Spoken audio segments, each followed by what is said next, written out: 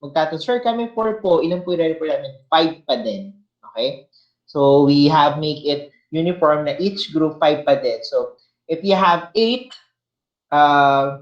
if you have 8 reportings or 8 sets of reporting, and then 5 each reporting, that would give us 40, okay? 40 diseases to discuss too. Medyo malayo pa sa target natin kasi masyado pang maraming diseases ako hindi na isama. And that's because of the limited time, okay? But the diseases I have chosen na isama are, of course, these are the diseases na medyo common, okay, na mapag-uusapan. Okay?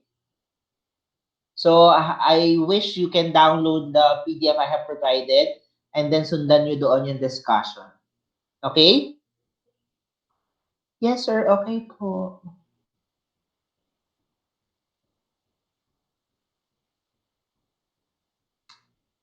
Okay. Is everyone here na? Hindi pa. Hindi pa kompleto, no? Nasaan ang iba? Bakit ang tagal? Dapat pag may 15 minutes late din, no? Kaya lang mamaya baka naman ang concern ay ano, yung internet eh. Kawa naman. Ano ginagawa ng turn on captions?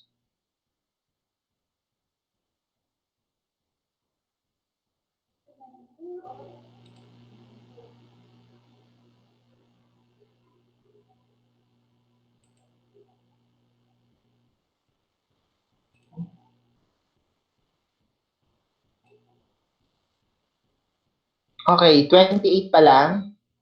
Start na tayo, ha? Na-download nyo na yung PDF? Have you checked already the PDF? Opo, sir. Okay.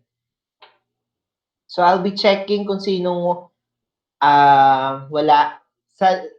Doon sa mga alam nyo wala kayo, kapag nag-check kayo ng grading ninyo, bakit hindi perfect yung percentage ng attendance ninyo, you can contest sa akin na, sir, present ako ha.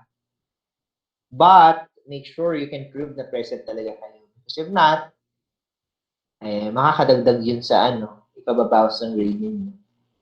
Okay? Google Classroom daw, suggest ko lang po. Actually, sa inyo, ano ba to? Google Meet po. Iba pa yung Google Classroom kasi parang yun yung ginagamit namin sa RadTech eh. Yung classroom po para sa mga files po na gusto nyo pong i-send. Or activities po. Ganito. Hindi ko kasi alam yung Google Classroom eh. Actually, hindi ako oriented sa ganyan. Wala din akong oras masyadong ma-orient pa dun eh. If you have an account to Google Classroom, make one for the class ng medical surgical and class ng research. And then everything naman din dun sa chat group na binuo nyo, dun ko siya i-upload. So you can capture it and then isend nyo dun sa Google Classroom para organize kayo if you want to. Okay? Sige po, sir. Sige. Okay. So,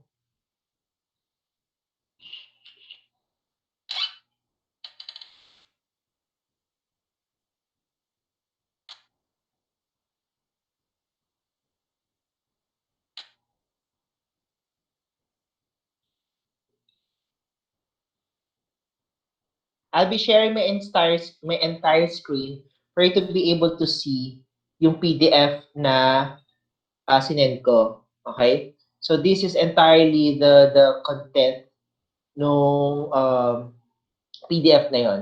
So I will just run through it. Nakikita nyo ba ako? Yung screen ko na lang nakikita nyo.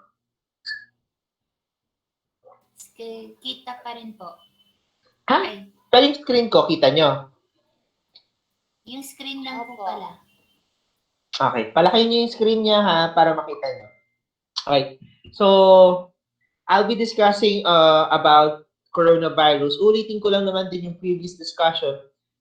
Since medyo lugaw tayo nung last time, ulitin ko na lang. Okay? So like yung binanggit ko previously, kaya ako napili yung coronavirus to discuss it with you. It is because basically at this phase of our meeting, we're still under caring for clients with oxygenation problem. And when we discuss about oxygenation problem, chances are the organ or the system that is being affected is of course your respiratory system. And what is novel now, what is contemporary, pinaka-phenomenal ngayon, is coronavirus. And unfortunately, nako-cover niya rin yung buong konsepto ng respiratory or oxygenation problem. It covers uh, the the the airway problem, it covers the ventilation problem as well as the perfusion problem.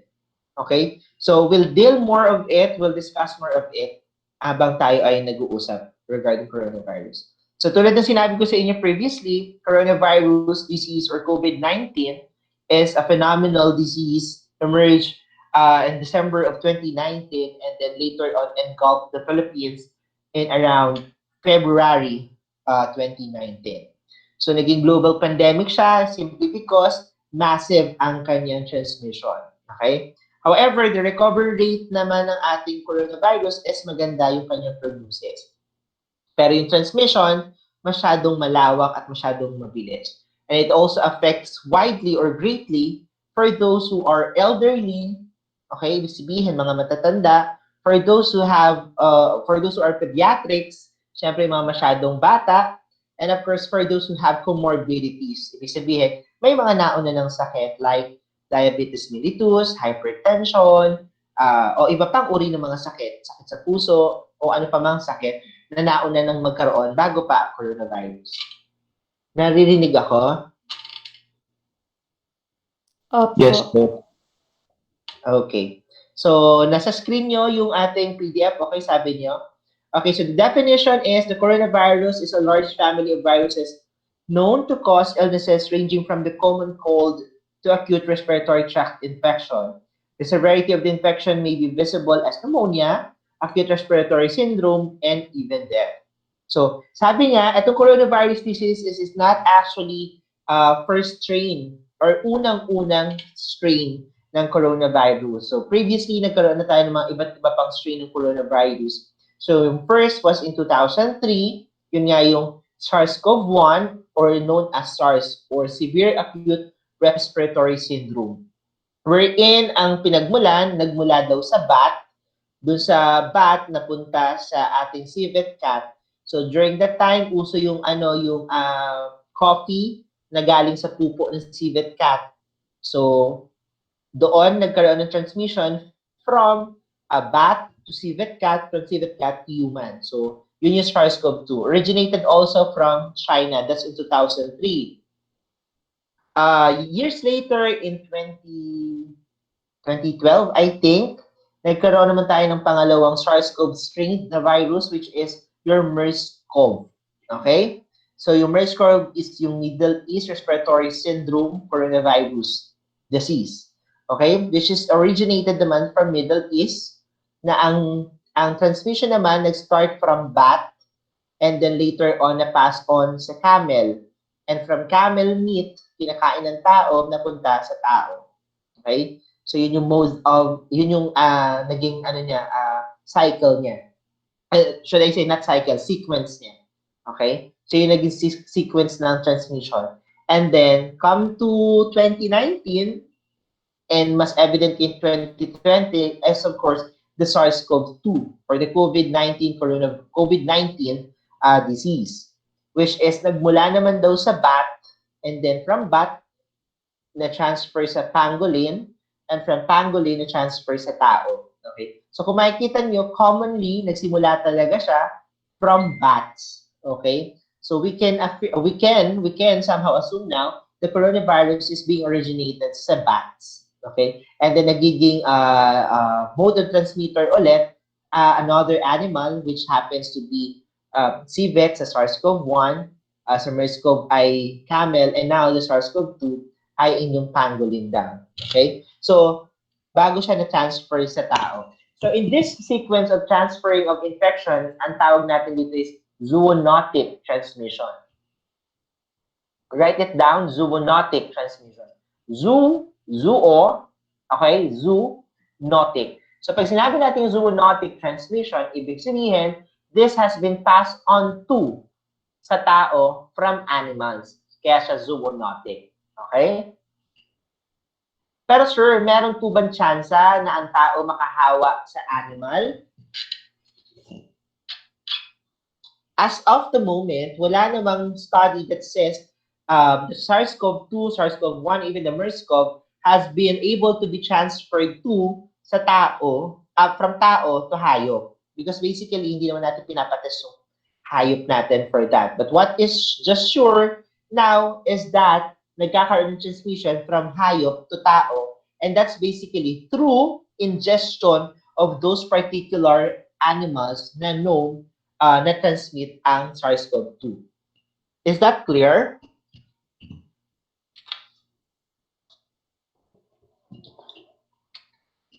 Okay. No contest, ha? Okay. So, ang etiology ng ating coronavirus disease 2019, it was actually originated from Wuhan, province of Hubei, Wuhan, Hubei, China. Okay? And the causative agent is SARS-CoV-2, which is actually the successor now of the previous coronaviruses. So, nagsimula yung SARS-CoV-1, and then ngayon may SARS-CoV-2 na. Okay? But basically, the SARS-CoV-2 now is the mutated coronavirus originated from SARS-CoV-1 down to MERS-CoV, and now to SARS-CoV-2. Inalis lang natin yung MERS-CoV-2, MERS-CoV sa picture. It is basically because yung MERS-CoV ay medyo merong stereotypical impact. Okay? Kasi na-stereotype na ang virus ay galing sa specific place. Okay? Or ang virus ay in-spread out ng specific place, which is Middle East. So ngayon, naging SARS-CoV-2 na lang siya. That is to eliminate stereotypical impact ng sakit or ng virus. Okay? So when you are asked, when you are COVID, you are considered COVID confirmed, you are positive for SARS-CoV-2 virus RNA. Okay?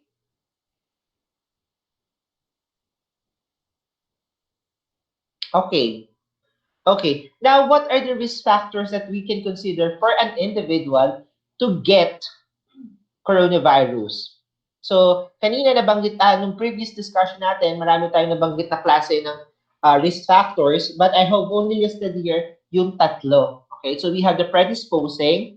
So, alam naman natin yung predisposing. Ibig sabihin, ito yung meron ka na noon pa, or ito yung mga bagay na you cannot change. Okay? Ito yung mga bagay na hindi mo na mababago genetically. Okay? Precipitating, these are yung mga, ito yung environment na meron ka, okay, na magpapalala for you to have this particular disease or particular illness. And meanwhile, the perpetuating, these are your behaviors, okay, or these are actually external environment as well, but more of your behaviors that may aggravate pa doon sa inyong condition. Okay? So yung predisposing factors natin na pwede makita, if you have comorbidity, sabi ko nga kanina. So what are those comorbidity? May asthma ka, hypertension, DM, cardiovascular diseases, or any other diseases na meron ka, kidney problem, so long as it is comorbidity. Ibig sabihin, meron ka na nito, bago pa man, at ito ay minemaintain mo, ginagamutan mo, so technically, you have comorbids. Okay? Predisposing yan. Genetic, kung meron ka na abnormalities genetically, inborn, congenital, so these are also predisposing. Your age is also predisposing because it's something you can no longer change. Okay? Kahit anong manipula natin sa genetics natin, okay? It won't change the fact that the cells are all also aging. Okay? We can look younger because of some cosmetics, but it cannot erase the fact that we have gained age through the years. Okay? Your gender as well are predisposing, pero dito sa coronavirus, wala naman siyang pinipiling gender. Regardless whether bakla, tomboy ka man, or babae, lalaki, you are to get it kung hindi ka mag-iingat. Okay? So precipitating, of course, these are the crowded places. If you are often in the crowded places, contained places, ibig sabihin, ito yung mga kulong na lugar, maliit na lugar, then you have greater chances of having coronavirus because you cannot practice social distancing. Okay? Kaya naman siya ay precipitating. Perpetuating factors, you have denial of the symptoms, ito ay pamamagalang ng lamunan, wala ito, ito ay usually ko na nararamdaman bago pa ang pandemya, okay? So, deprived resources, you don't have resources to primary healthcare or resources to immediate action or assessment sa condition mo, so you have deprived resources. So, it can perpetuate your condition. And of course, you have poor hygiene. Di ka madalas maligo, maghugas ng kamay, yun, diba? So, it can perpetuate your condition. Okay? So, for coronavirus, we have a bunch of signs and symptoms. But commonly, yung mga signs and symptoms, yung mga classical signs and symptoms we do note for someone who is possibly infected with coronavirus is, of course, we have this 9, we have fever, we have dyspnea or difficulty of breathing, or pwede rin shortness of breath. We have dry cough, pwedeng sore throat, pwedeng pagod ang katawan or masakit ang katawan kay sukasuan, body malaise, pwedeng nagdudumi or diarrhea, pwedeng headache, pwedeng anosmia or loss of smell, pwede din ageusia or loss of taste. Okay? So, later on, papakita natin how these signs and symptoms come out in the process ng pathogenesis or pathophysiology ng ating coronavirus disease. Nasusundan niyo po ba ako? Opo. Nakakasabay? Ibahin niyo yung question, is there someone na hindi makasabay?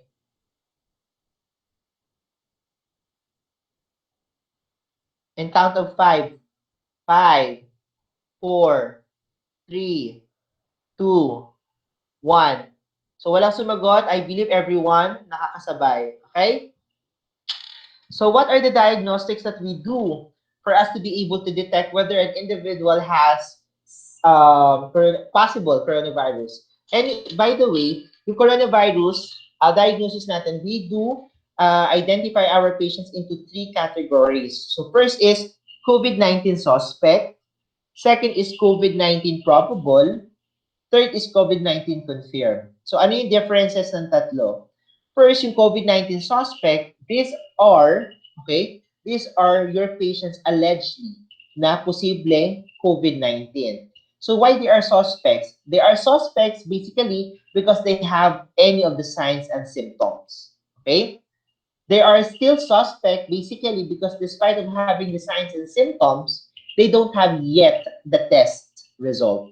Okay? Or they don't have any test done to diagnose or to prove that they are infected. So they are suspect. Ibig sabihin, pinagdududahan mo lang siya. But of course, kapag yung pasyente, pinagdududahan mo na ng COVID-19, since we all know that this has a massive and immediate fast transmission, we do also quarantine already the suspect. Okay? So almost same treatment naman siya. Nagbabago lang siya, of course, sa severity. Okay? So yung COVID-19 probable, so these are the patients naman na may signs and symptoms, okay? Balikan ko pala, yung COVID-19 suspect, they may also not have signs and symptoms or test, pero meron silang, kunwari, travel history, o kaya travel history to area or places with coronavirus cases, or nag-state sila sila ay nag-alaga or nagkaroon ng contact sa isang COVID-19 confirmed. So that would put an individual already as a suspect. Okay? Now, for COVID-19 probable naman, ito yung mga pasyenteng posibleng nagkaroon, level up lang siya ng suspect, ito yung mga posible, may signs and symptoms, kung walang signs and symptoms, posibleng na-expose through travel history or through contact sa individual with COVID confirmed. Pero eto sila, may mga test. May test na sila, kaya lang, ang result ng test ay, una, kapag ang result ng test ay invalid or undetermined. So, ibig sabihin, hindi ma-confirm whether it is negative or positive. So that would put someone as probable. Or pwedeng ang result niya ay negative or positive pero ginawa siya sa mga laboratory na hindi accredited ng DOH. Because kung ganun nga, kung hindi siya pinerform sa mga laboratory na hindi DOH accredited, then the credibility of the certain laboratory ay questionable. So thus, yung result nun, chances are questionable din. So that would put someone in probable category. Okay? And of course, walang tanong-tanong, doon sa may result na COVID-19 confirmed, these are the patients that has possibly the signs and symptoms. Kung walang signs and symptoms, baka pwede may travel history or contact to confirmed patient. And of course, confirmed through a test, which is your RT-PCR that says that the patient has been detected for viral RNA SARS-CoV-2. Okay? May tanong doon? Wala. Okay. Now, what are the things that we do for us to be able to diagnose?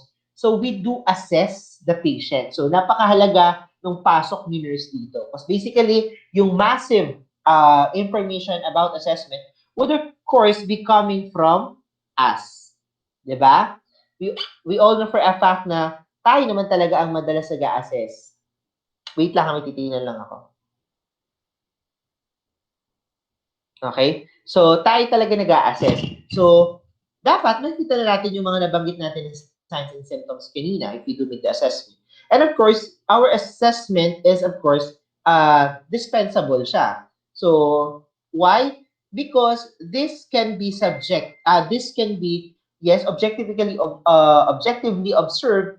However, this is not, tawag dito, a golden code or a golden standard of as diagnosing a patient to be infected. So, meron tayong dapat diagnostic na i-prefer perform.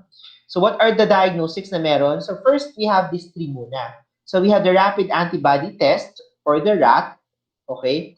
And we also have the COVID-19 antigen test or the CAT, okay? So, these two, okay, these are ancillary laboratory diagnostic tests to be done to a patient, okay?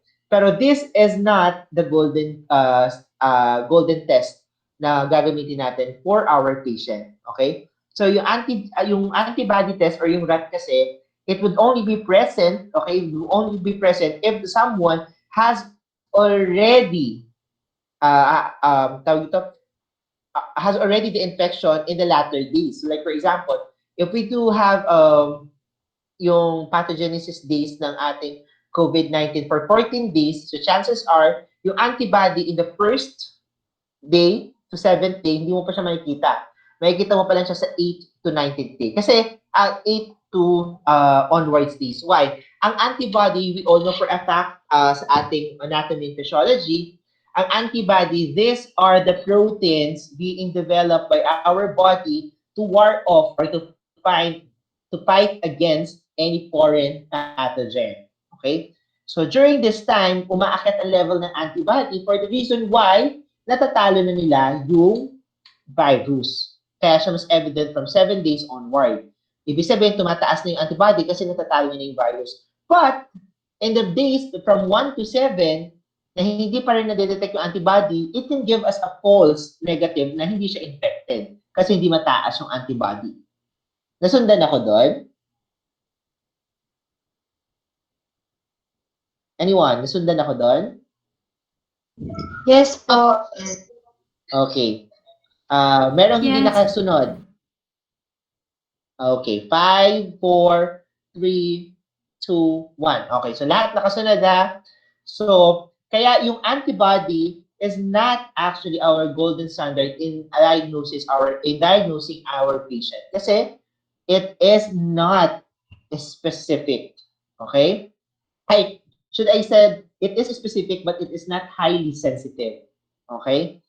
Now, yung COVID antigen test, okay? Yung COVID antigen test naman, or the CAT, it is highly specific.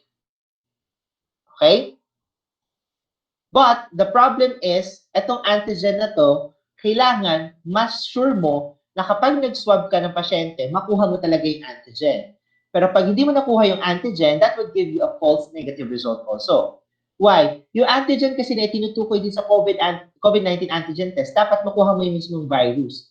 Pero kung kunwari, for example, kinuhaan ka ng virus in the first to third day pa lang ng infection mo, hindi pa masyadong multiplied yung virus. So, hindi pa masyadong multiplied yung virus, like for example, kinakalikot mo yung ilong, okay, there is this chance na makuha mo yung virus. Pwedeng iba makuha mo. So, hindi siya ma-read as coronavirus. Kasi nga, hindi pa siya ganun kadami. Unlike pag sobrang dami niya, you have greater chances na yun ang makokolekta mo at mag-deter na positive siya.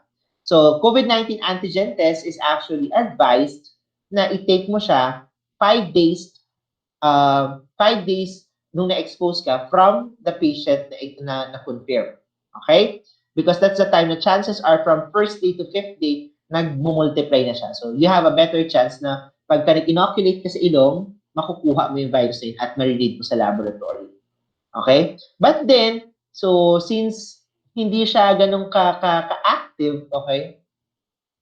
Hindi siya ganun ka sensitive, okay? Actually, highly specific pala siya and sensitive. However, yung time niya kailangan nating bantayan. So, hindi rin siya golden standard. Ang golden standard natin for testing ng COVID-19 is of course your reverse transcription polymerase chain reaction or your RT-PCR. Why? Because yung RT-PCR nyo, though hindi pa ganun ka nagmumultiply ang virus ninyo, for example, yung surroundings niya, mariread niya na merong RNA na present.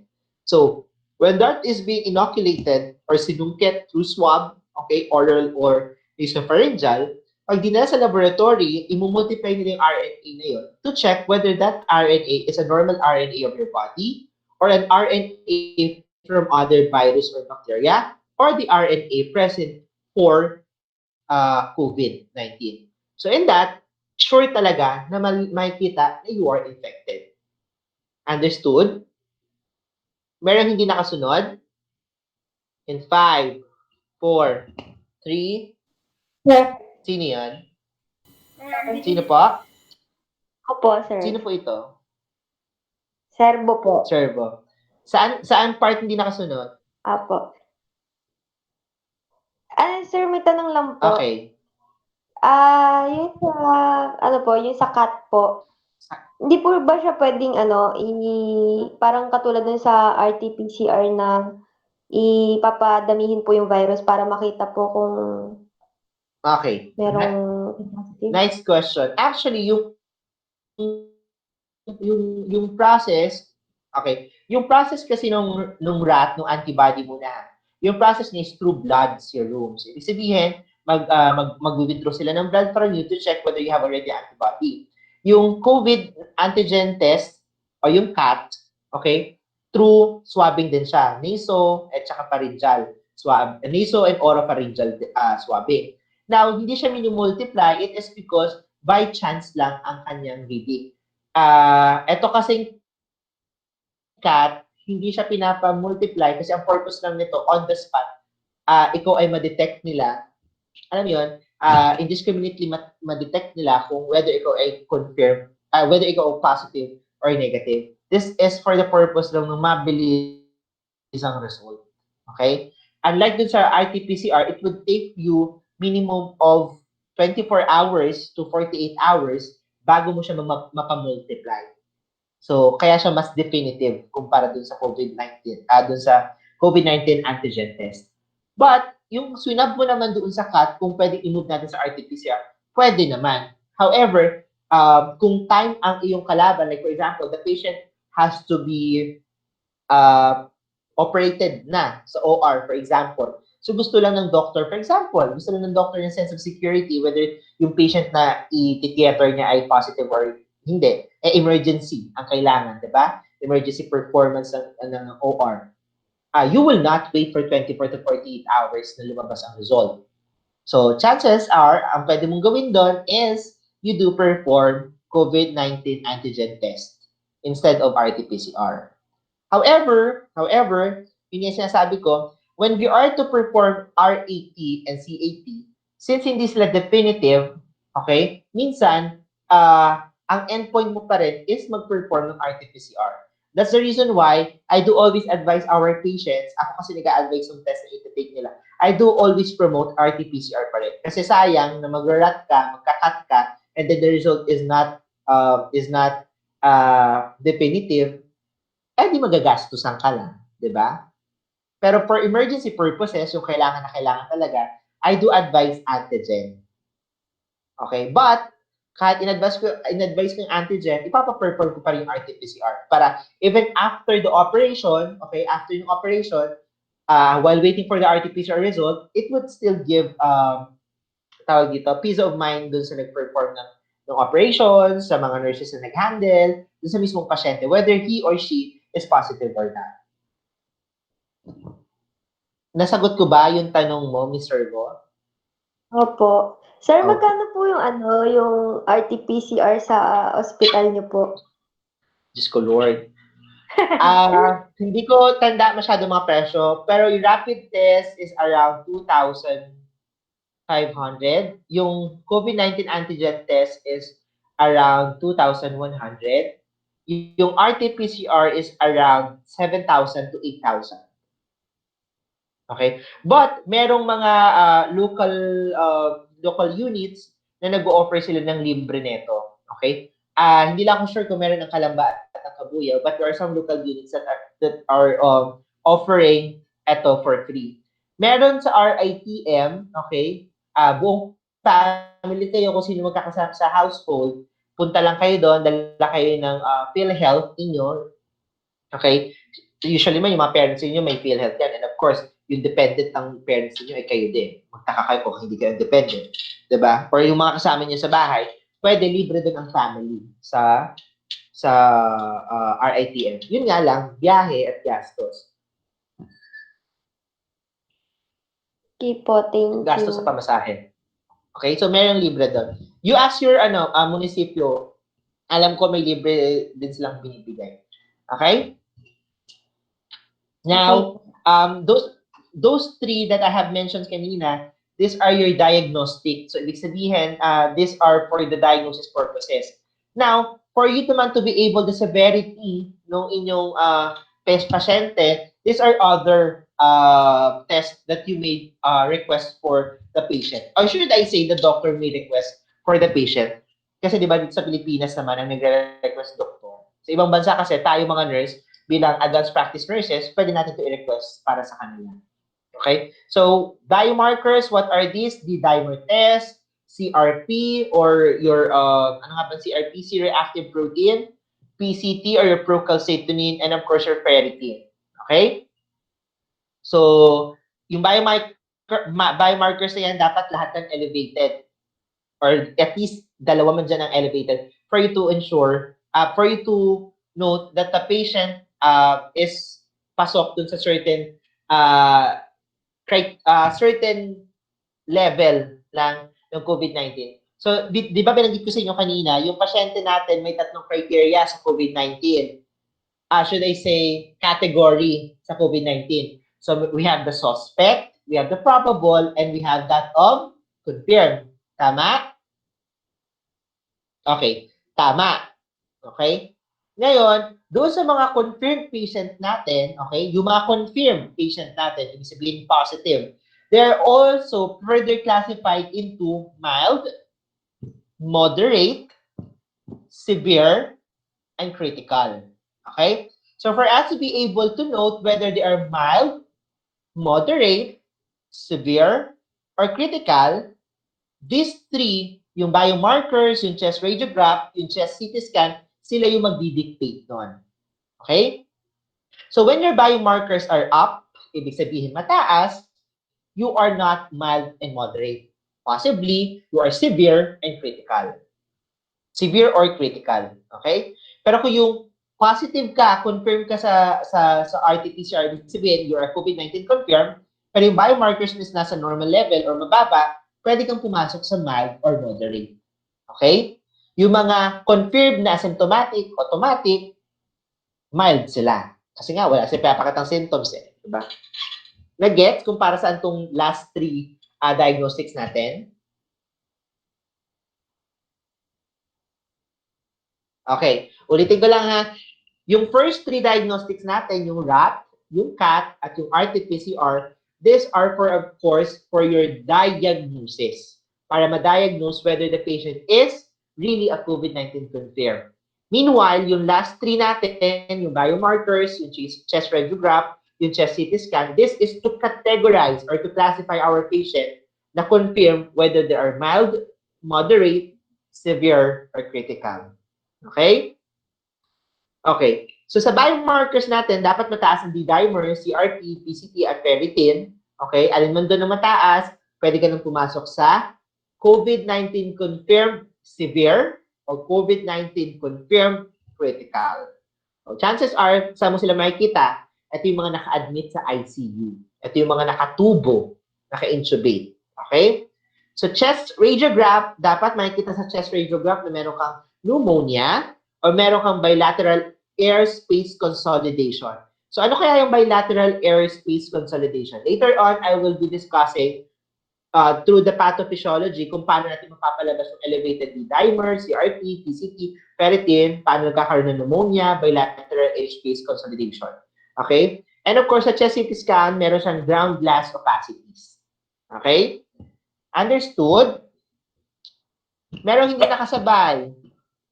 In 5, 4, 3, 2, 1. Okay. Medical management. So usually for patients with diagnosed COVID-19 confirmed, okay? Kasi syempre yung pasyente natin na suspect, kung wala pang result, quarantine lang naman talaga ang kanyang katapat. Otherwise, may iba siyang mga sintomas na kailangan gamutin. So like for example, may ubo siya. So yung ubo, gagamutin natin, pero not the COVID-19. Okay? Pero basically naman yung kabuuan ng COVID-19, hindi naman talaga ginagamot. Kasi ang kailangan lang talaga is pahinga. Kasi sabi ko nga sa inyo, this is self-limiting. Sabihin, gumagaling ng pusa because yung virus is self-limiting. However, of course, if you get to be COVID-19 na severe at critical na, and that's the time na kailangan maggamot. Pero ang ginagamot natin, yung mga signs and symptoms. Okay? So what are the medications na ginagawa natin for a COVID-19 confirmed na patients? Okay? So yung mga COVID-19 confirmed patients natin, ang mga medications nila would be antiviral medications. Kasi nga, ang COVID-19 ay isang uri ng virus. So kung isang uri siya ng virus, antibiotic ba, antiviral? Antiviral. Antiviral ang gagamitin natin. Kasi nga siya ay virus. Antiviral. Yes. So madalas, ang ginagamit ng antiviral natin ay ang remdesivir. Okay? So mamaya papakita ko rin itong mga medications na to sa ang pathogenesis or sa ang aerial pathophysiology sila talaga nag-work. Okay? Meron din tayong corticosteroids. Okay? So anong corticosteroids? Anti-inflammatory agents. Okay? So what are the specifics? These are dexamethasone, hydrocortisone, methylprednisolone, meron din gumagamit na prednisone, okay? Basta lahat ng klase ng corticosteroids, okay? Other medications being used for COVID-19, yung chloroquine. So this is an anti-malarial medication, pero ginagamit because they do believe that it can break down the cell membrane, or should I say the cell barrier ng ating virus. Okay? Another mode yung treatment is the hemoperfusion. Okay? So hemoperfusion, it cleanses the blood. Okay? Usually ang target nito is mapababa yung D-dimer, CRP, PCT, ferritin sa blood stream ng pasyente. Okay? So pag-usapan natin paano ginagawa yung hemoperfusion. Ang ginagawa ng hemoperfusion para siyang dialysis. Yes? Yes? Ano po ulit yung hemoperfusion po? Okay. So, ang hemoperfusion, usually, ang purpose of hemoperfusion is to clean your blood, specifically, para mapababa niya yung numero or yung quantity ng D-dimer, CRP, PCT, ferritin sa iyong bloodstream. Because when you have a massive inflammation, Sabi ko nga sa inyo kanina, elevated yung 4 na yon. And of course, the only way para mapababa yun is through hemoperfusion with the help of antiviral. Pero mas malaking impact nun ay yung hemoperfusion. So, paano ginagawa yung hemoperfusion? Yung hemoperfusion is almost the same with hemodialysis. The only difference is the mode of cleansing. Kung hemodialysis through osmosis and diffusion, etong hemoperfusion is through absorbent. Okay? Absorbent. So kung makikita nyo, doon sa hemodialysis, meron silang dialyzer na ginagamit. Dito sa hemoperfusion, hindi dialyzer ang gamit. Ang gamit natin ay cartridge, ang tawag doon. So doon sa cartridge na yon, may mga beads siya able to absorb, okay? So pagpasok ni blood doon, lahat ng D-dimer, ferritin, CRP, PCT na sobra, ina-absorb niya. Okay? Pag na-absorb niya yun, pagbalik ng dugo sa pasyente, mababa na ang PCT, D-dimer, ferritin, and CRP. Kasi nga inabsorb na nung molecules na present sa cartridge. Understood? Okay. So disease process lang. Okay, so we'll go more on details sa mga medical treatment and medication sana. Pero since ang focus natin ay nursing management and of course, para maintindihan nursing management is of course yung ating pathogenesis or pathophysiology. Yung mga treatment and medication, dadalihin na lang natin sa pathophysiology. Okay? Okay. Now, what are the nursing management? So, alam naman natin yung nursing management natin. It composed of our assessment, our diagnosis, and of course, if we do have our diagnosis, dapat meron tayong plano sa diniagnose natin. At kapag may plano tayo, dapat meron tayong gagawin. So, we should have our intervention. And kung yung plano natin na-carry out na natin, nagawa na natin into action, we need to evaluate whether yung basis natin for our diagnosis, ating plan of intervention, nakatulong ba para ma-improve yung condition ng pasyente. Okay? So, under nursing management, in your assessment, ang kailangan natin is, of course, to note whether the patient has any signs and symptoms. Okay? We also need to note kung walang signs and symptoms. We also need to note kung wala mang signs and symptoms or kung meron mang signs and symptoms, i-note natin whether meron travel history sa places with confirmed COVID-19. And then, of course, exposure, kung meron ba siyang exposure or wala. And of course, part din ng ating assessment, yung mga laboratory results. Okay? Yun yung mahalaga. Yung laboratory results that would confirm a patient of COVID-19 or hindi. At kung confirm man sa COVID-19, of course, yung sinet ko sa inyong last 3, nakikita nyo naman yung ginagalaw ko sa screen. Whether the patient is mild, moderate, severe, or critical. Okay? Okay tayo sa assessment? Yes po. Okay. Okay. So sa diagnosis naman, actually maraming pwedeng i-diagnose sa pasyente with COVID-19. But of course, since ang problem natin is oxygenation, okay, so sagasaan na natin yung ineffective airway clearance. Okay? Kasi ang problema natin dito, yung airway patency. Okay? So pwede natin i-diagnose yung pasyente kasi like for example, ano bang pwede? For example, may sore throat siya. May ano bang pwede pa? Sa ineffective airway clearance. So like for example, meron siyang nasal congestion. Yung nasal congestion kasi hindi ko na sinama dito kasi hindi naman siya ganun ka-common. But there are some patients that experiencing nasal congestion. So on that part, ineffective airway clearance, meron talaga. Kapag may na-note ka, for example, na narrowing ng kanyang air passage, kunwari bronchospasm, ineffective airway clearance, pwede natin manote dyan. Okay? So may mga wheezes, ineffective airway clearance pa din. Okay?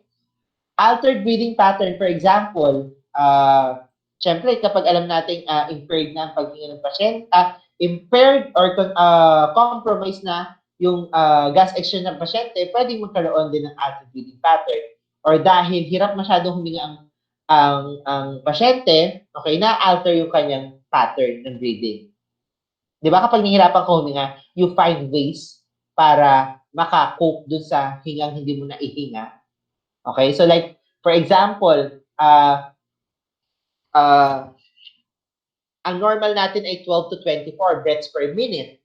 Pero ang breaths niya lang, for example, ay 10. So to cope that, 10 yung breaths niya, pero masyadong malalim. So, ibig sabihin, na-alter yung breathing pattern niya. Nagigets ako doon? Opo. Okay. So, impaired gas exchange, so we know for a fact na talagang dinadali naman ng coronavirus is your lungs, which is specifically your alveoli, later on you'll see it, magkakaroon talaga impaired gas exchange. Kaya ka nagiging multi-organ ang kanyang affectation. Kasi kapag ang nadali sa'yo ay gas exchange, it's multi-organ already. Because reminder, di ba, yung lungs is the one sending blood with oxygen all throughout our body. But since kulang, naapektuhan yung organ na yun. Okay? So, nagiging multi-organ na siya.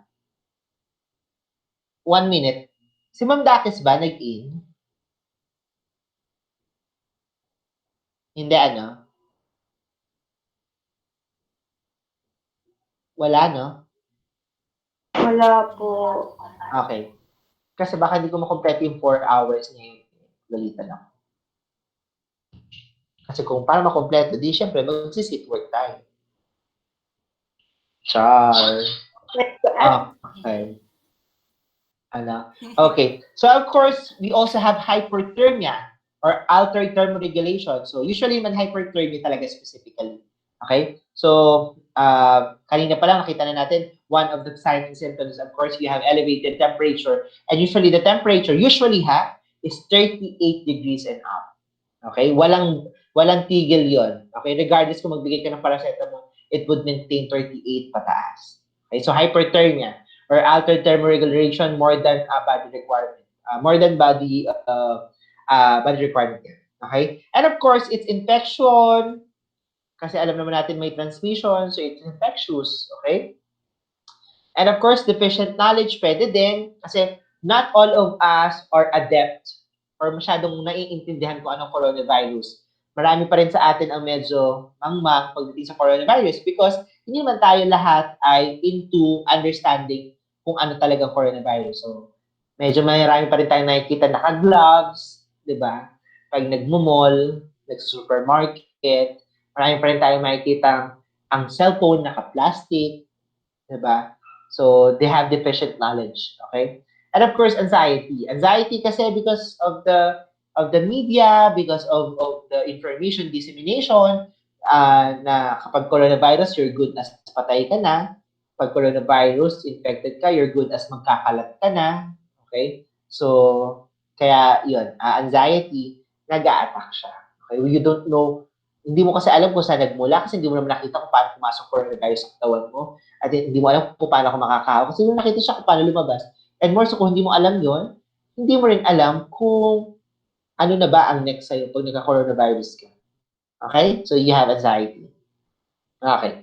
Now, in line to this diagnosis, okay, itong 1, ineffective air clearance, 2, altered breathing pattern, 3, impaired gas exchange, 4, hyperthermia, altered thermoregulation, 5 is infection, 6 is deficiency knowledge, 7, anxiety. Marami pa ha. Meron activity intolerance, pwede din ang pagkain, yung nutritional imbalance, less than body requirement, pwede din yun. Depende sa kung ano magiging presentation ng pasyente mo. Ito yung difference kasi, yung doctor, when they do their medical diagnosis, it's definitive. It's ultimate, diba? Kahit minsan sa diagnosis, it's ultimate. Pag sinabi natin, ito, COVID-19 confirmed. However, the responses of your patient would differ from patient to patient. Merong iba, ang response sa ang problema ineffective air clearance. May iba, impaired gas exchange. May iba, anxiety. May iba, activity intolerance. So, doon naiiba ang nurse. Kasi hindi tayo nakalimita sa medical diagnosis. We understand medical diagnosis, but we are more detailed pagdating sa ating nursing diagnosis. Ang doktor, they don't know this.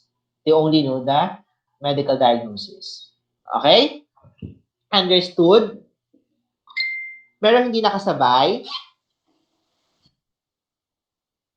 5, 4, 3, 2, 1. Okay. So, meron din ako dito nilagay na planning, but this planning has to be tailored according dun sa diagnosis ninyo and according dun sa assessment na nakita ninyo. And of course, kung ano yung gusto nyo ma-correct. So, your planning should be smart. Binanggit ko yun sa inyo. It should be specific, it should be measurable, it should be attainable, realistic, and time-bounded. So, huwag tayong gagawa ng plano na hindi naman natin tuloy-tuloy na mamamonitor. Okay? So, mahalaga yung continuity of care din. Kasi kung magpaplano ka and then kailangan medyo mas mahabang oras or panahon, and then kaya mahalaga yung continuity of care. So, sabog tayo kapag papalit-palit. Kasi yung anong naplano natin na nakaraan na is i-endorse natin na ituloy-tuloy, hindi din na natin mamonitor kung magtutuloy-tuloy kung wala continuity of care. And kaya naman kung sa hospital settings, madalas yung ating plano, within 8 hours or 12-hour shift, dapat ma-meet na natin. Okay? Hindi kasi pwedeng tayo gumawa, iba mag-evaluate. Okay? So, kung makikita niyo, binanggit ko sa inyo yung 7 hanggang anxiety. Okay, yung planning natin, syempre, naka-focus na sa kung ineffective airway clearance, so syempre, improve airway clearance. But of course, dapat ilalagay natin within 8 hours of my shift, the patient would improve airway clearance as evidenced by, for example, decreased, as evidenced by from non-productive cough to productive cough. So, ibig sabihin na-expel out niya na. So, dapat may parameters kayo na may measure. Hindi pwedeng improve airway clearance lang. Kaya lang, paano mo sabi improve airway clearance kung wala kang parameters na titignan? Okay? So, dapat yung planning mo smart. Okay? So, kung meron ka altered breathing pattern, so, yung planning mo, restored breathing pattern. But tulad sabi ko, dapat lahat to may parameters. Okay? May sukatan ka para masabing may nagbago nga, or may nag-improve nga, or may mas lumala. Diba? Kasi kung wala, hindi mo matitignan kung may changes nga after nung intervention. So, impaired gas exchange, of course, yung plano natin dyan is to attain and maintain optimal gas exchange. So, kung yung thermoregulation, hyperthermia, ang gusto natin, ma-preserve natin normal thermoregulation or achieve normal regulation, normal regulation. Yung infection, of course, we would like to prevent spread of infection. And then, let's, dun sa knowledge, deficient, okay, we would like the patient to learn more about the disease and its management. So, feeling ko naman master niyo na ang planning. Feeling ko naman master niyo ng ADPI o alam niyo ng ADPI. At alam ko medyo iba na yung way ng pagsusulat niyo yata nito. Concept mapping na kayo, di ba? Answer? None? Concept mapping na kayo dito, di ba? Sa ano ninyo? Tama ba ako?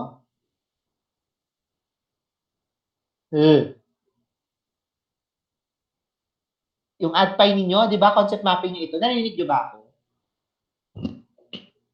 Table format po. Table pa rin yung ADPI format pa rin. Ganun Opo, pa rin. sir. Same pa rin, sir. Okay. F-dot. Okay. Edi okay.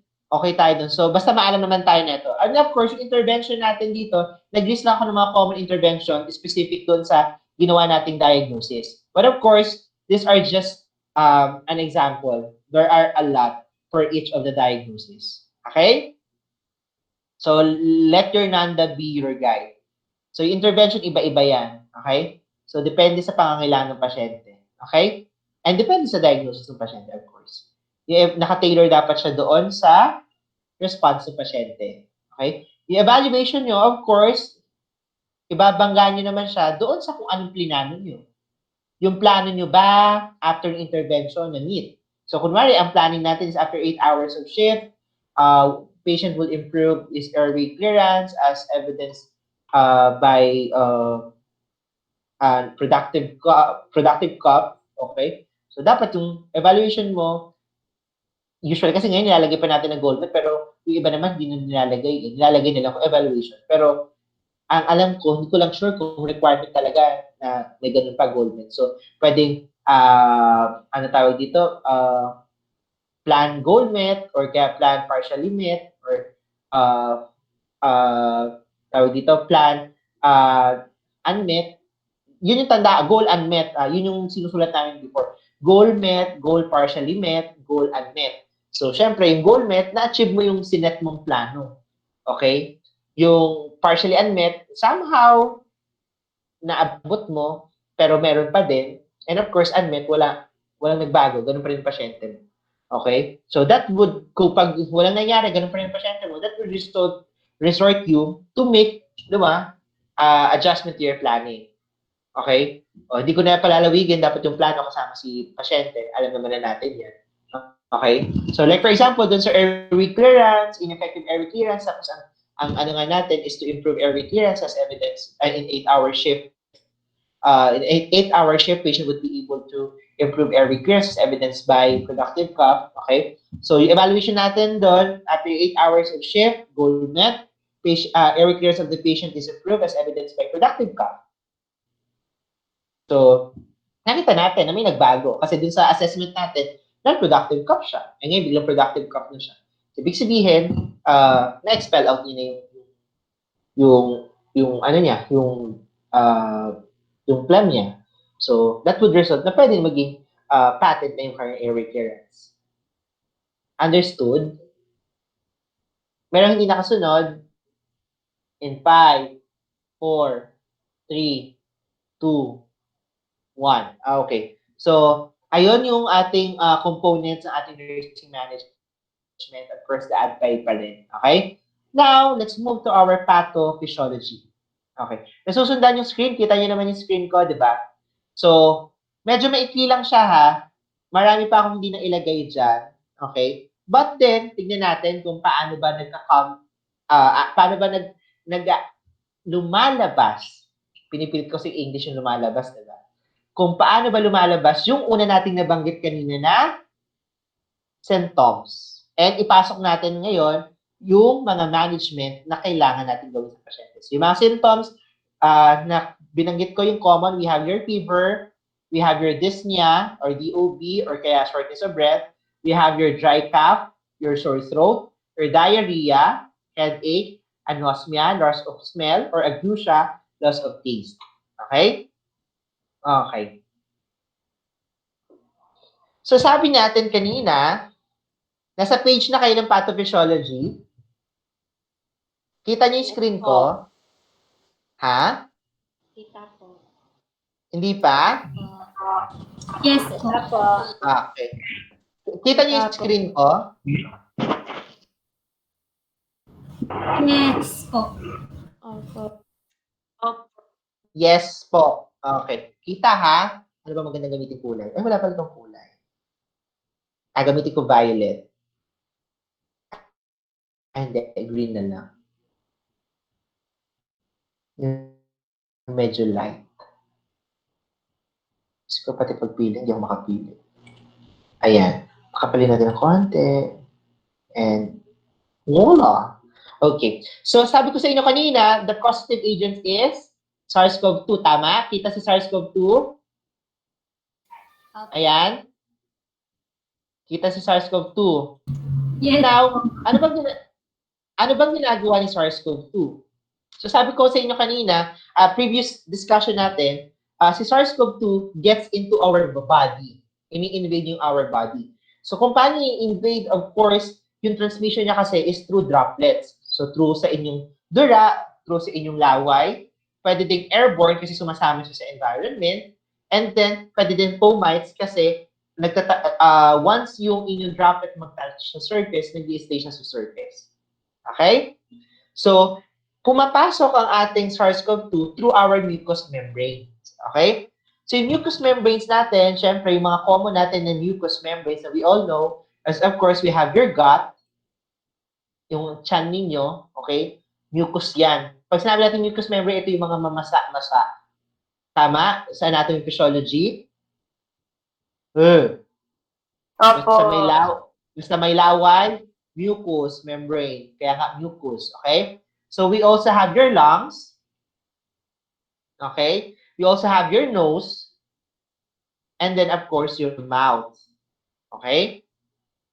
Now, what happens is that, now, yung SARS-CoV-2 ninyo pumapasok sa katawan. Okay? Through those openings. Okay? So, unahin natin actually si mouth din naman, pero yung mucous membrane na tinutukoy ko na lang dito yung gut. Okay? So, for example, sa gut, sa sikmura, pagpasok sa sikmura ni SARS-CoV-2, ang aatakihin niya si small intestine.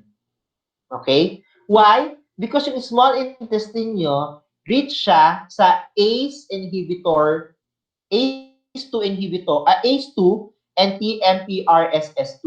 Ano yan, sir? Yung ACE2, aware naman tayong lahat kung anong ACE2, di ba? Ang ACE2 is angiotensin converting enzyme 2 receptors. Okay? That most of our cells, specifically our epithelial cells, na present sa mucous membrane, marami siyang ACE2 receptors. Specifically din, ang ating small intestine, meron siyang TMPRSS or transmembrane protease serine receptors, okay?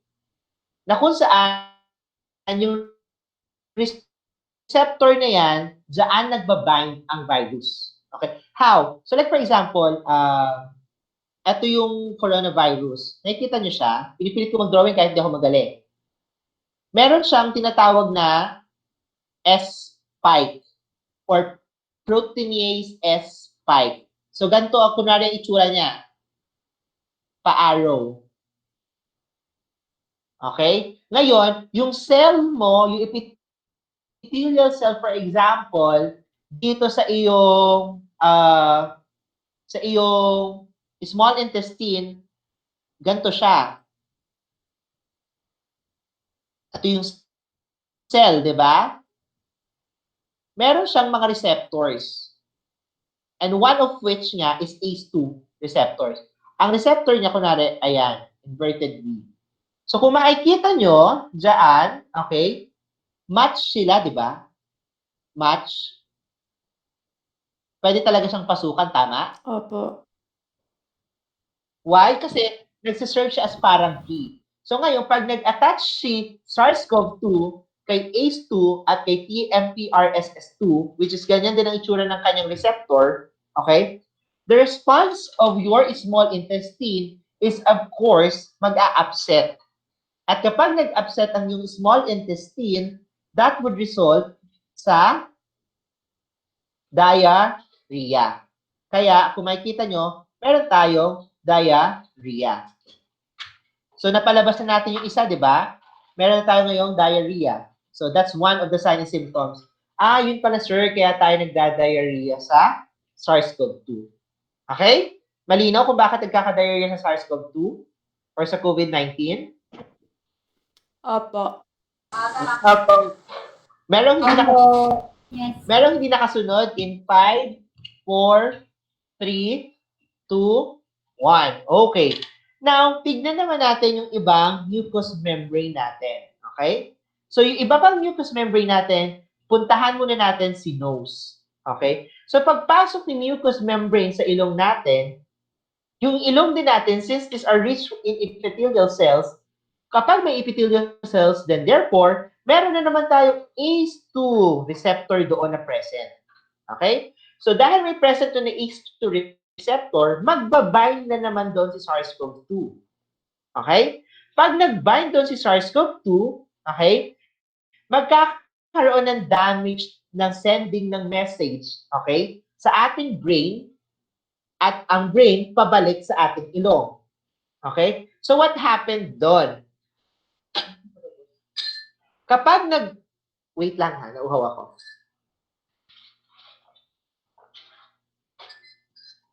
Kapag nag-bind si SARS-CoV-2 kay ACE2 receptor na present sa ilong, okay, it will target now your non-neuronal cells. Yung non-neuronal cells ninyo, kung babalikan ninyo anatomy and physiology ninyo, ito yung responsible sa sending ng message sa brain sa kung ano yung naaamoy ninyo. But since si SARS-CoV-2 nga, nag-bind siya doon kay ACE2 receptor, okay? At inaatake niya itong mga non-neuronal cells, specifically olfactory epithelium sustentacular, your microvillar, Bowman's gland, horizontal basal, olfactory bulb pericytes. Kung ito'y aatakihin niya, therefore, the message will not be sent sa utak ninyo. At hindi siya mapaprocess ng utak nyo, therefore, wala siya isa-send na message kung ano yung pang-amoy na yon. So on that, may damage olfactory pathway tayo. Kapag na-damage ang olfactory pathway natin, meron tayong anosmia. Kaya walang pang-amoy kapag may COVID-19. So dalawa na, may diarrhea na tayo, may anosmia na tayo. Now, another mucous membrane-rich area is your mouth. Nasusundan ako, mayroong hindi nakakasunod.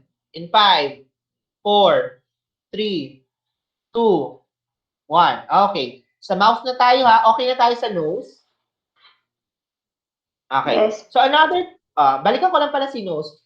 Hindi ko lang nilagay dito yung nasal congestion. So, nagkakaroon ng nasal congestion. Because remember, inatake ng isang pathogen ang inyong ACE2 receptor sa ilong. So, ang response ng katawan natin dyan is to send message sa brain, okay? At pag nisend yung message sa brain, syempre, mag-i-innervate yung brain at pwede kanyang pabahingin, kaya minsan may sneeze din, or kaya pamamagain niya yung ilong para hindi tuluyang makapasok yung virus. So, nagkakaroon ka ng nasal congestion. Pero hindi ko na pinakita kasi madalang naman siya mangyari sa coronavirus. But there are cases na meron nun. Now, sa mouth. Pagpasok sa mouth, okay? Pagpasok sa mouth, ang mouth, sabi nga, dahil mucous membrane, rich na naman siya sa ACE2 receptor. So, meron na namang area ang ating coronavirus para mag-bind siya. Okay?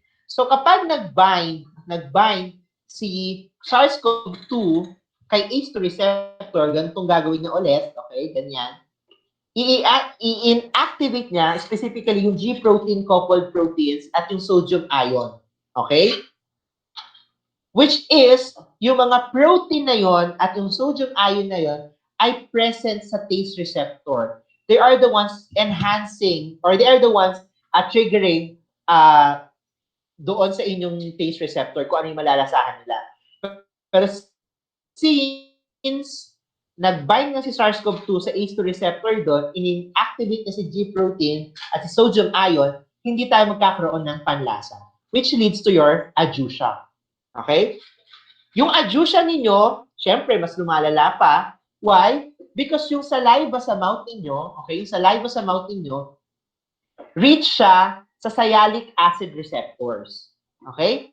Ngayon, yung sialic acid receptors naman, kamukha rin siya ng receptor ng ACE2 receptor. So therefore, kung magkamukha sila, yung SARS-CoV-2, pwede din siyang mag-bind doon sa receptor ng sialic acid. Now, when the SARS-CoV-2 binds doon sa sialic acid receptors, therefore, hindi mapafunction ni sialic acid yung kanyang function. Ang function ni sialic acid is to improve the taste. But since ang nandoon sa sialic acid receptors ay si SARS-CoV-2, then, i-deplete niya yung enhancement ng lasa, magkakaroon ko ulit ng adjusia. So, tatlo na meron tayo. Meron na tayong diarrhea, meron na tayong anosmia, meron na tayong adjusia. Merong hindi nakasunod. 5, 4, 3, 2, and 1. Okay. So, wala. Lahat nakasunod.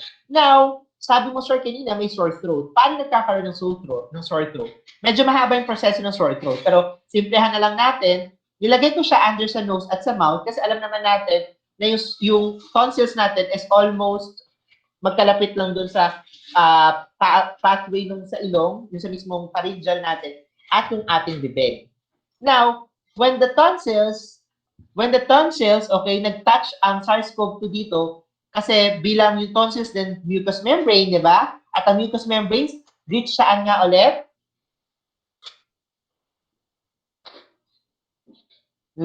Anyone? ACE2. Yes. ACE2. Ang mucous membrane, okay. ACE2. Ang mucous membranes ay reach sa ACE2 receptors because they are made of on si SARS-CoV-2, nag-bind na naman sa ACE2 receptor, mamamaga ang inyong tonsils. At pag nagmaga, may sore throat kayo. Ngayon, ang tanong, sir, anong klaseng sore throat meron dapat kapag coronavirus? Kapag ang sore throat mo may nana, you are safe from coronavirus. Why? Ang pamamaga na may nana, ibig sabihin, bacterial siya. Pero ang pamamaga na walang nana, chances are viral siya. Kapag namumuti, chances are fungal siya. Okay? So since kung ang sore throat mo ay namamaga, chances are COVID-19. Namamaga, namumula, walang nana. Pero kapag may nana, chances are bacteria. So may gusto natin, may nana. Okay? So napalabas na natin, diarrhea, anosmia, adjusia, and your sore throat. Okay na. May 4 na tayo. Now, yung pinakamalalang affectation niya, nangyayari of course sa iyong lungs. Okay? Specifically, wait lang ha. Pag pumasok si coronavirus or si SARS-CoV-2 sa lungs mo, ang target niya yung alveoli mo. Specifically your alveolar sacs. And what sac? S-A-C. Okay? Magkakatunog kasi eh. And basically, ano nangyayari sa alveoli, ano bang function ng alveoli mo? Alveolar sac. Anong function? Anatomy, physiology. Okay. Gas exchange. So, basically, ang function ng inyong alveolar sac is gas exchange. So, alam naman natin na, sabi ni Sir, inatake yung alveolar sac specifically. So, meron na panigurado impaired gas exchange dito. Pero, in the latter days pa mangyayari. Kasi nasa incubation period pa siya. Okay? So now, from your lungs, directly it would attack your alveoli. Your alveoli is rich in ACE2 receptor. Bakit nga ba rich in ACE2 receptor ang alveoli? Anyone?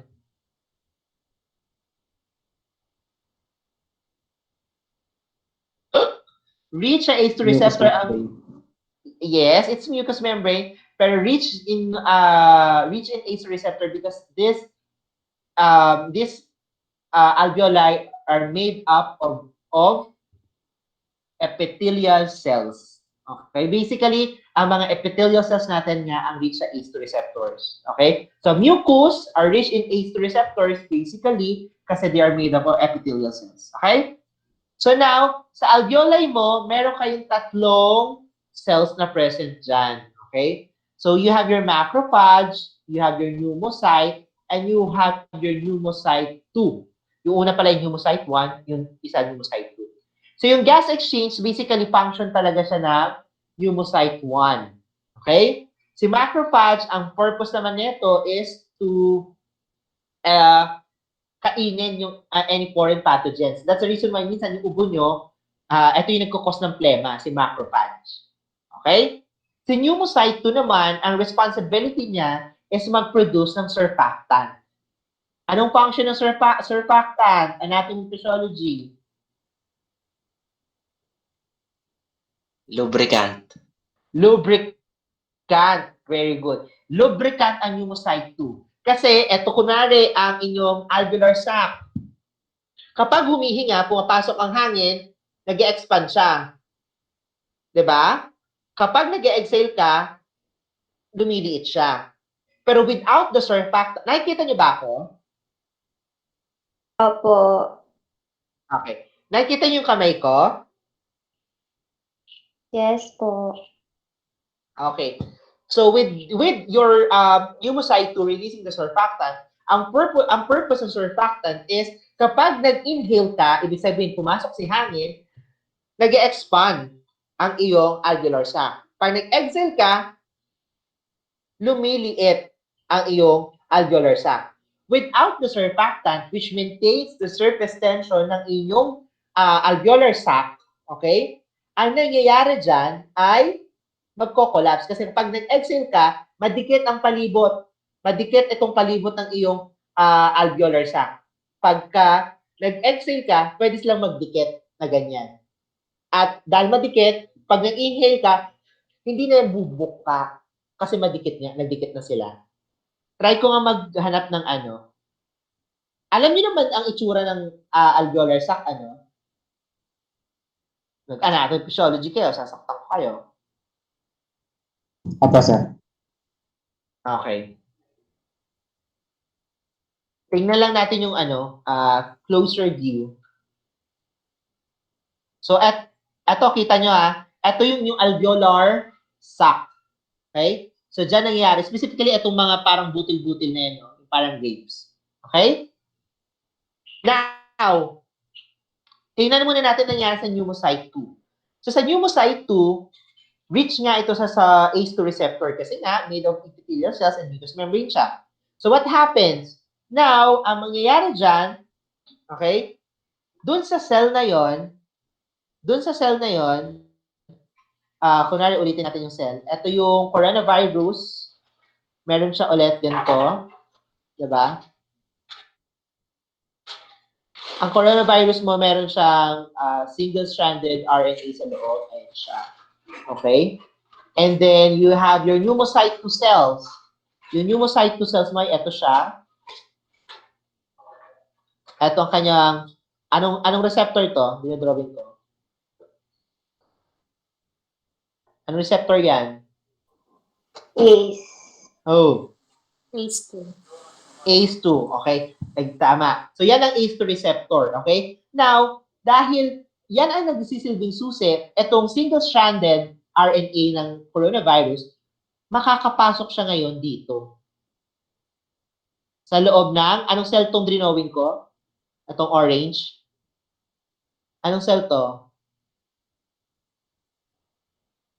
Alveolar.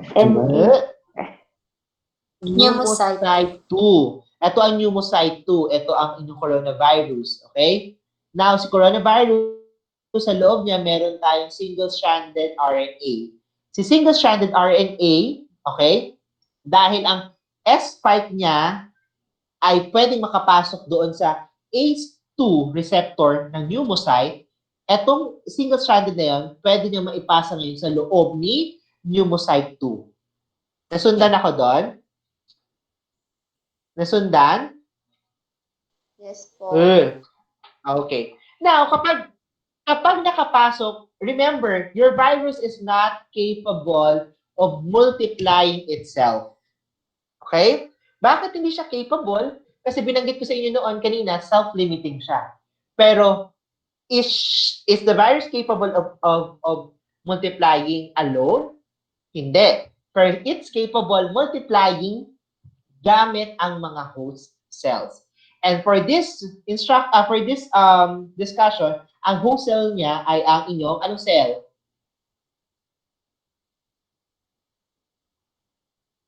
Pneumocyte 2. Okay, so sa pneumocyte 2, yung single-stranded RNA is released to the pneumocyte 2. So pumasok si pneumocyte 2. Ngayon, pagpasok ni single-stranded RNA kay pneumocyte 2, mag-a-attach yan. Di ba ang bawat cell ninyo, remember, it has your cytoplasm and meron siyang cellular organization. You have your organelles, tama? You have your mitochondria, your Golgi apparatus, your nucleus, your, ano pa ba? ESR, RAP ESR, smooth ESR. Natatandaan nyo, biochemistry? Opo. Hindi nyo natatandaan. So, sumbong kasi yung teacher nyo doon. Ma'am Delorino. Oh. So, pagpasok ni single-stranded RNA doon kay pneumocyte 2, ang una niyang ikakaibiganin si ribosomes.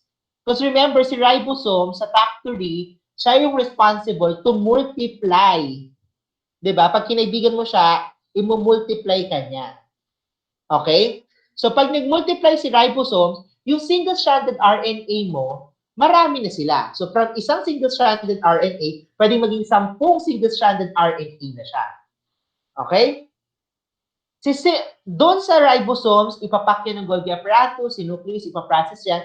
At since itong yung genes or yung genetic composition ni single-stranded RNA is yung makeup niya talaga is yung virus na coronavirus, ang gagawin niya ngayon, pararamihin niya ngayon yung single-stranded RNA hanggang sa makabuo na sila ng maraming coronavirus.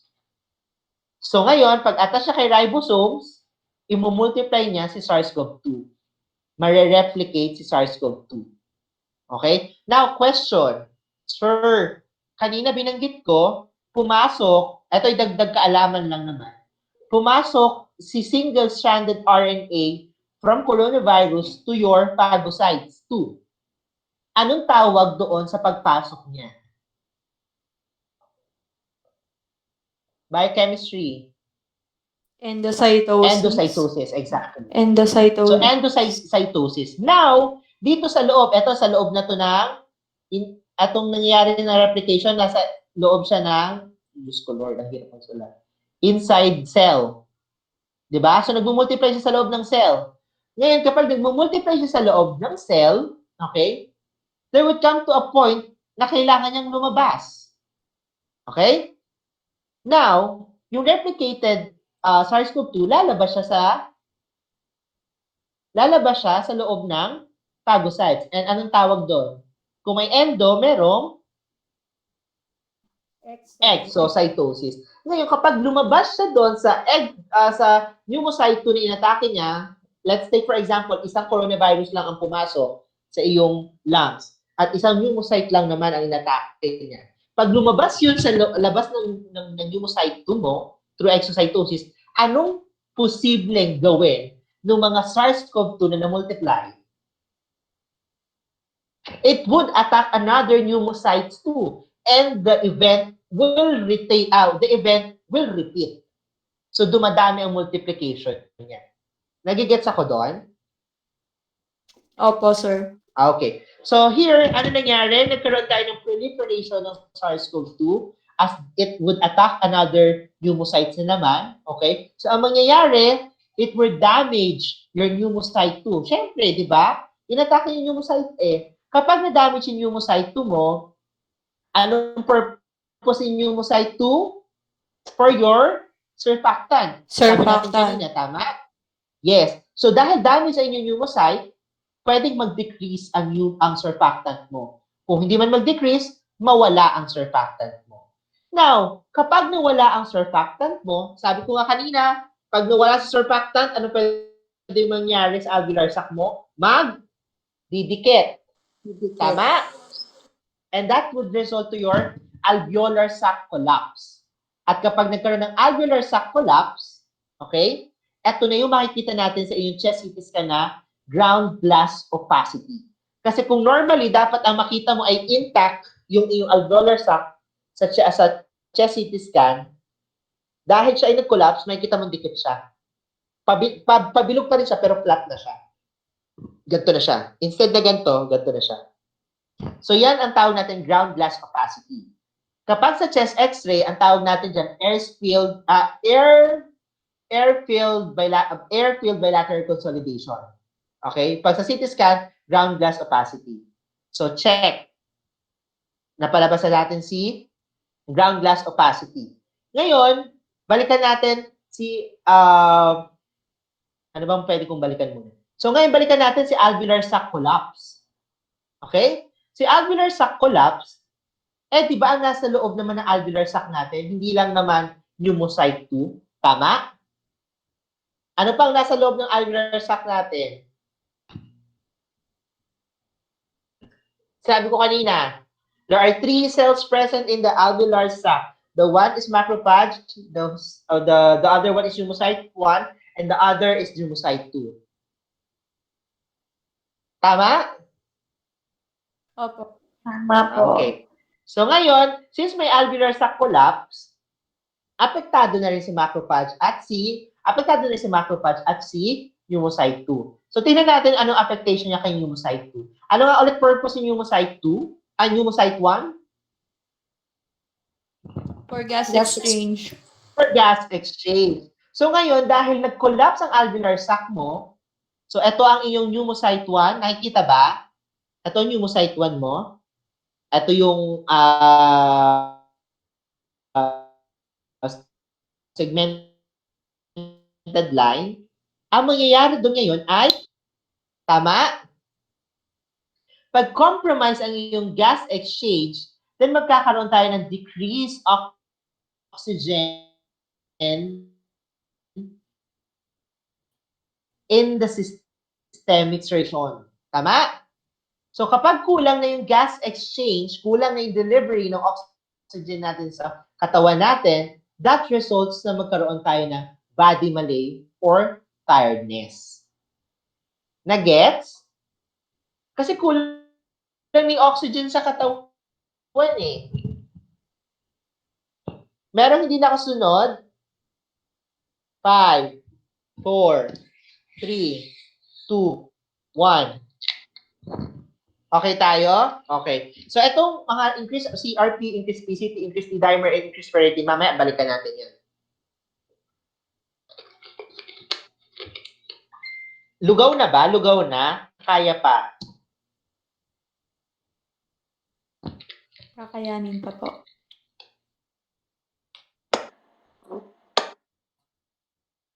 Kaya pa?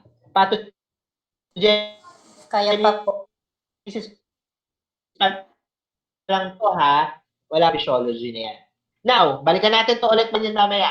So, balikan natin ngayon yung damage pneumocyte 2. Yung damage pneumocyte 2 ninyo, nagre-release siya ng dalawang chemicals, which is your cytokines, specifically yung, ano yung TNF-alpha? Tumor necrosis factor, tama ba? Alpha. Interleukin 1, interleukin 8, and interleukin 6. And of course, your interferon. Okay? Anong purpose ni cytokines? Ang purpose ni cytokines is to send inflammatory messages sa brain and all throughout the body. To give an alarm sa body mo na, oops, merong sumusugod sa katawan natin na kakaiba. Hindi siya normally present. Be prepared. Si cytokines ay parang umalahokan na sumisigaw that there is something wrong in our body, in your body. Okay? So, nire-release niya si TNF-alpha, si interleukin 1, interleukin 8, and interleukin 6. Okay? Si macrophage kanina, sabi ko sa inyo kanina, siya yung nagkakos ng phlegm. At alam natin ang purpose si macrophage, tama? Naturo sa anatomy physiology ito. Tama? Opo. Okay, sige, tama. So, nire-release si macrophage ngayon si Opo. chemokines.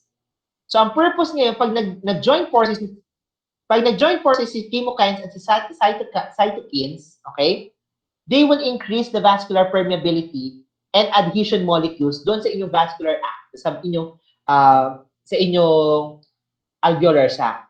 So, kunwari, eto yung ano ninyo ha, alveolar sac. Excuse me. Ito yung vascular ano ninyo. Vascular section. So, because of the presence nito ni TNF, ni interleukin 1, interleukin 8, ini-increase yung permeability. So, yung tubig mo dito sa vascular mo, yung tubig na nandito, dahil in-increase yung permeability nito, yung tubig papapasukin niya dito. So, ano mangyayari sa alveolar sac mo? Lalaki siya, di ba? Kasi merong, anong pumasok? Water. Tubig. Now, kapag pumasok na si water dyan, that's, dumami ang tubig dyan, nagkaroon tubig na ganyan, then, magkakaroon ka na ng pneumonia. So, through your chest x-ray, magiging evident ang pneumonia mo. Kasi nga may tubig eh. Diba? And because may water dyan, since may pneumocyte 1 din dyan, responsible for gas exchange, hindi niya mape-perform yung gas exchange na function niya. So, nagkakaroon ulit ng compromised gas exchange, nagkakaroon decreased oxygen in the systemic circulation, and then body malaise ulit, and tiredness. Now, dahil dito sa pneumonia, nagkakaroon ka ng difficulty of breathing. Kasi syempre, hindi nakukuha ng katawan mo yung enough oxygenation na dapat makuha niya. So, nagko-cope ang katawan mo. So, pipilitin niya, lalimin ang paghinga mo, okay? So, kaya nagkakaroon ng DOB. Or dahil masyadong lunod, di ka na masyadong makahinga, nagkakaroon ng shortness of breath. So, napalabas na natin si pneumonia at si DOB. Nasundan, merong hindi nakakaintindi, ay hindi nakasunod. In 5, 4, Sir! 3, 2, Sir. sino yan? Servo po. Servo. Sir, yung Yes. mangyayari lang yung yung increased vascular permeability tsaka adhesion molecules kapag magkasama po yung cytokines tsaka po Chemokines. Apo. Actually, yung chemokines is capable of doing it alone. Cytokines is capable of doing it alone. Kaya lang, syempre, nasa synergist yung kanyang effect, ibig sabihin, mas malala, kasi pareho siya na-release sa COVID-19. But both of the chemokines and cytokines can proceed with increased permeability ng sila lang. Nasagot ko yung tanong mo, Ma'am Servo? Po, thank you. Po. Okay. Question. Okay, wala. So now, meron kang pneumonia. And then, balikan ko pala si pneumonia. Palabasin muna natin yung, alam na natin ngayon yung function ni cytokines at ni chemokines. May iniiwan na interferon. Anong function ni interferon? Now, si interferon, kasama si cytokines. Ito kasi cytokines, gusto niya lagi, may ka-partner siya eh. Actually, kaya niya i-function mag-isa. Pero dito sa COVID-19, mas malala si cytokines kasi meron siyang ka-tag team, ka-tandem. So, yung cytokines naman, ka-partner si interferon, ang ginagawa niya muna is nag-i-increase siya ng prostaglandin enzyme 2. So, tinuro na to sa anatomy physiology. Alam ko. Yung pag-increase ng prostaglandin enzyme 2 nyo sa bloodstream ninyo, syempre nag-circulate yan sa buong katawan. Tama? Yung blood ninyo. Tama?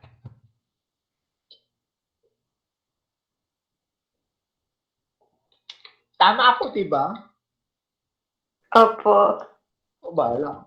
Tama. So, pag nag-increase ang prostaglandin enzyme 2 sa bloodstream ninyo, nag-circulate sa buong katawan ninyo. Up to a point na darating na mag-circulate din sa inyong ulo. At ang ita-target niya ang inyong hypothalamus. Ang hypothalamus nyo, masisensya yung bloodstream na yun. Teka, bakit napakataas ang prostaglandin enzyme 2 sa bloodstream? Nako, mukhang meron tayong invasion na nangyayari sa katawan. So, si hypothalamus, iti-trigger na ngayon ang inyong thermoregulatory center, and then that would result now sa inyong fever. Ina-alarm niya ang buong katawan niyo. So, nagkakaroon ka na ng fever. So, napalabas na natin sino? Si diarrhea, si anosmia, si sore throat, si ageusia, si ground gas opacity, at saka si air spill consolidation, si pneumonia, si DOB, si body malaise and tiredness, pati si fever. Okay? Now, etong si interferon at si cytokines, meron pa silang ibang ginagawa. Yung chemosensory response at eto naman si pneumonia, ang ginagawa niya ay yung mechanosensory response. Sir, para saan ang chemosensory at mechanosensory? Ang mechano at chemosensory, excuse me, ito mga mechanism na to, sila ang responsable para magkaroon ng ubo. Sir, what's the difference between the mechanosensory and the chemosensory? Pag sinabi natin chemosensory, this has something to do lang with the chemicals na naglalaro sa loob ng katawan mo. Specifically, doon sa lungs mo or doon sa respiratory system mo. Pag sinabi naman natin mechanosensory, ibig sabihin, merong mechanical na aspect na nangyayari kung bakit ka dapat ubuhin. For example, may bara. Di ba pag may bara na lamunan mo, ano ba unang ginagawa? Tulad nito, may bara. Mekano to. Okay? Mekano kasi wala namang interaction pa nangyayari sa akin. So, mechanosensory, may bara, so ipipilit natin na huminga, and turn out, iuubo mo siya. Okay? So, puntahan muna natin si pneumonia. Si pneumonia, sabi ko sa inyo kanina, meron siyang, ano meron sa kanya? Tubig, di ba? May tubig. So, ibig sabihin, pag may tubig siya dyan, pumapasok si hangin, hindi nakakapasok ng puro. So, kapag hindi nakakapasok ng tuluyan ng tubig dyan, imbes na tumuloy dito, lalabas na rin siya. Yung parang pinipilit mo isiksek yung hangin, pero dahil hindi nga makapasok ng may tubig, ilalabas mo rin siya, sisingaw siya. So, sa pneumonia, mechanosensory, i-increase niya yung sensitivity ng inyong A delta fibers, okay? Pag nag-increase yung sensitivity ng A delta fibers mo doon sa iyong lungs, what happens is that it will trigger your respiratory center. Nasaan nakalocate ang respiratory center mo? Sabi ng anatomy physiology, susumbong ko kay Sir Doktora. Sa rula lang. Saan? Sa brainstem. Sa brainstem specifically, yes. Sa brainstem ng medulla oblongata. Very good. Sino yun? Okay. So, nasa medulla oblongata yung brainstem niya specifically. So, iti-trigger niya, pag naging sensitive ang A delta fibers mo, iti-trigger niya ngayon yung respiratory sa iyong respiratory center sa iyong brainstem. And that would result para ikaw ay mag-cough. Mechanosensory yun ha. Ibig sabihin, nag-cause yung cough kasi nga may maraming pneumonia ka. Yung pneumonia, dahil dyan, hindi masyado makapasok ng hangin. Mechanosensory, increased fiber. And now, dito naman sa interferon cytokines, chemosensory. So, nakita nyo kaya chemo, chemicals, sa cytokines and interferon. Okay? Now, itong chemosensory na to, doon naman sa iyong trachea, sa iyong bronchis, maraming C fibers. Now, itong C fibers na to, kinikiliti siya na itong cytokines and interferon. At kapag nakiliti niya itong C fibers na to, okay, magsisend niya ng message na naman dito sa inyong medulla oblongata, specifically your brainstem, at kapag yan ay nakiliti niya, that would result to cough. Kaya naman, ang cough ninyo madalas, dry cough. Okay? But, habang nagpro-progress yan, okay, from first day to 5th day, since hindi pa ganun ka-active yung virus, dry cough lang siya. Pero from 5th onwards, usually, nagiging productive cough na siya. Kasi, yung patay na virus, na-engulf na siya doon sa tubig ng pneumonia, ng macrophages, at naiduduraan niya na siya bilang phlegm. Okay? Pero yung initial, dry cough lang talaga. So, napalabas na natin si cough. Okay? Palabasin pa natin yung iba. Now, yung kanina, sabi ko, may fever ka, di ba? Pag masyadong mataas ang fever mo, di ba? Magsisend yan sa utak mo para pasakitin ang ulo mo. Kasi ang taas ng fever, hindi kaya, kunwari, i-regulate na ng utak mo yung init, yung sudden change ng temperature or ng iyong body. Pag may sudden change ng temperature ng body mo at nag-maintain na mataas yan, hindi naman usually sanay ang katawan mo sa ganung kataas na temperature, di sasakit ang ulo mo kasi hindi na tama yung impulses sa ulo mo.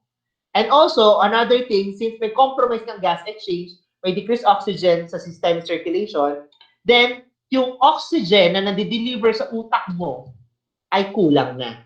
Well, nagre-result din siya ng headache. So, napalabas na natin si headache. Okay? Ano pa hindi natin napapalabas? Okay. Ang hindi na lang natin napapalabas ngayon, itong increased CRP, increased PCT, increased D-dimer, increased ferritin.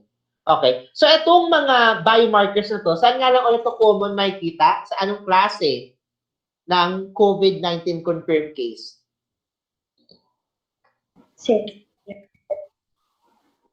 Very good. Severe and critical. Gutom talaga. Common siya sa severe or critical. Kasi, eto, multi-organ na ang affectation niya. Sabi ko sa inyo kanina, may decreased oxygen in systemic circulation. So therefore, may problema ka sa iyong perfusion. Di ba? Yung delivery ng oxygen mo sa iba't ibang part ng iba't ibang organ ng katawan mo, apektado na. Yung CRP mo nag-i-increase kapag kulang ang blood supply, oxygen supply sa liver. Ang PCT mo nag-i-increase kapag kulang ang oxygen supply sa iyong buto. Ang D-dimer nag-i-increase kapag kulang ang supply sa iyong spleen at kidney. Ang ferritin nag-i-increase kapag kulang ang oxygen supply saan? Sino makakasagot saan? Blood char. Oh, blood char. Okay. Ano ang ferritin? Iron, sir. Iron. Very good. Now, we all know for a fact that our hemoglobin is the one carrying our oxygen from the lungs, from and to the lungs, and from and to our cells or organs. Tama? Tama ba? Tama, di ba? Our hemoglobin. And the one that holds the oxygen doon sa hemoglobin para hindi matapon ng oxygen doon sa loob ng hemoglobin is your iron. Pero dahil kulang, okay? Dahil kulang ang oxygen na pumapasok doon sa hemoglobin mo, okay? Yung iron mo doon, hindi naman nababawasan. Nadadagdagan yung ferritin mo doon. Pero hindi nadadagdagan yung oxygen mo doon. So, ang mas nare-read ngayon ay yung mataas na ferritin sa dugo. Nagigets ako doon? Merong hindi nakasunod doon? In 5, 4, 3, 2, 1. Nagets yon? Okay, nagets ha, sabi nyo. Now, dito sa cytokines na to, may tinatawag tayong cytokine store. So, ibig sabihin, talaga nag-release sa maraming cytokines. Specifically, yung interleukin 6. So, meron ka ng decreased perfusion, marami pa yung interleukin 6 mo sa bloodstream mo. This now will result to increase CRP, increase PCT, increase D-dimer, and increase ferritin sa iyong bloodstream. So, napalabas na ba natin lahat ng ating signs and symptoms? Napalabas na natin, diarrhea 1, anosmia 2, sore throat 3, 4 ageusia, 5 ganglion opacity or air-filled consolidation, 5 to, no? 6 pneumonia, 7 DOB, 8 body malaise or tiredness, 9 headache, 10 cough, 11 fever, ano pa? And then of course 12, 13, 14, 15 itong biomarkers increase. Elevation natin. Napalabas natin lahat? Okay. Now, ipasok natin yung diagnostic na test. Kasi itong, nahihilo ba kayo? Wait lang. Kasi itong, di ba napalabas natin itong biomarkers? Kung paano siya nare-read? Yung chest radiograph, kung paano siya nare-read? Chest CT scan, kung paano siya nare-read? Tama?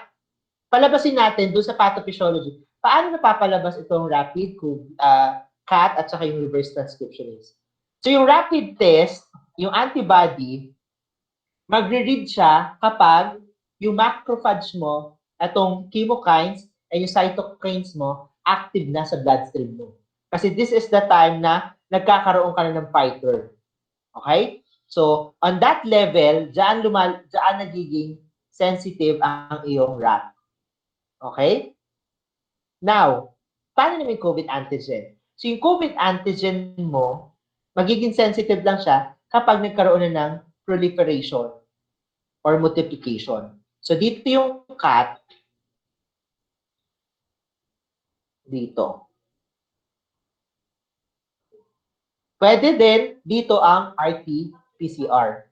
Kasi kung dito nagmumultiply, ibig sabihin, mas may chance ka na may ma-inoculate ka or may makuha ka na COVID-19, na SARS-CoV-2 virus. Okay? So alam niyo na kung saan. Dito mo makikita naman yung chest CT scan and chest X-ray. Dito mo rin makikita ang chest X-ray. Dito mo makikita yung mga biomarkers mo. So nakita nyo na? Review nyo muna ulit. Wait lang. 5 seconds.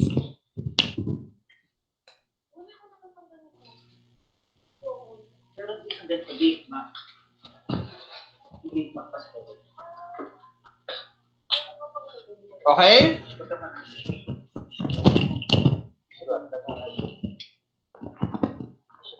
Okay tayo? Now, dito sa pathophysiology, naipasok na natin, di ba? Naipasok na natin yung ating diagnostic. Pasok naman natin yung medical management. Remdesivir, yung antiviral natin. Yung antiviral natin, saan siya mag-e-effect?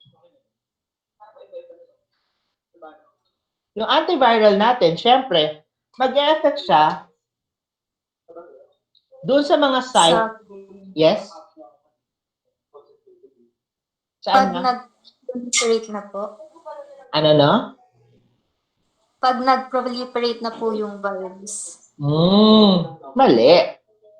Joke. Mag-e-effect siya kasi antiviral siya. So, syempre, yung virus mismo inaatake niya. So, kung virus mismo inaatake niya, dito pa lang. Doon pa lang sa connection ng spike, mag-e-effect na siya dapat. Pero there's no proven study already na it really works. Pero ginagamit pa rin natin. Sa level na to, na magko-connect pa lang siya, pinapatay niya ng virus. Dapat. Okay? So doon ang remdesivir. Now yung corticosteroids or yung mga dexamethasone.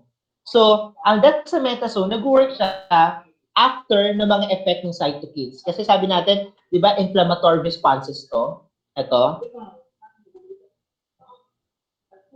So doon, dito umaatake yung ating corticosteroids. Kasi lalabanan, anti-inflammatory yung corticosteroids, tama? At ito, mga inflammatory agents. So dyan siya umaatake. Now, saan naman umaatake ang inyong chloroquine? Yung chloroquine, umaatake naman siya, actually, sa level pa lang na to dapat, pagpasok ng virus sa mucous membrane mo. Pero same with antiviral, ang effect niya, dito pa rin siya umaatake dapat. However, sinasabi ko nga, there's no proven studies yet na nagsasabi na ito ay effective. Pero, ito ay under study, kaya ginagamit nila agent. Okay? Nasundan ako? Opo. Merong hindi nakasunod. 5, 4, 3, 2, 1. Okay, so naipasok na natin ang ating diagnostic, naipasok na rin natin ang medical management, specifically medications. So, yung treatment na hemoperfusion, ginagawa natin yun kapag meron na siya neto. So, hemoperfusion ang sagot dyan. Pag merong increased ng mga biomarkers. Okay? Ngayon, ipasok na natin medical management, paano naman natin ipapasok ng nursing management natin? So we all know the assessment happens kapag meron ng mga sintomas.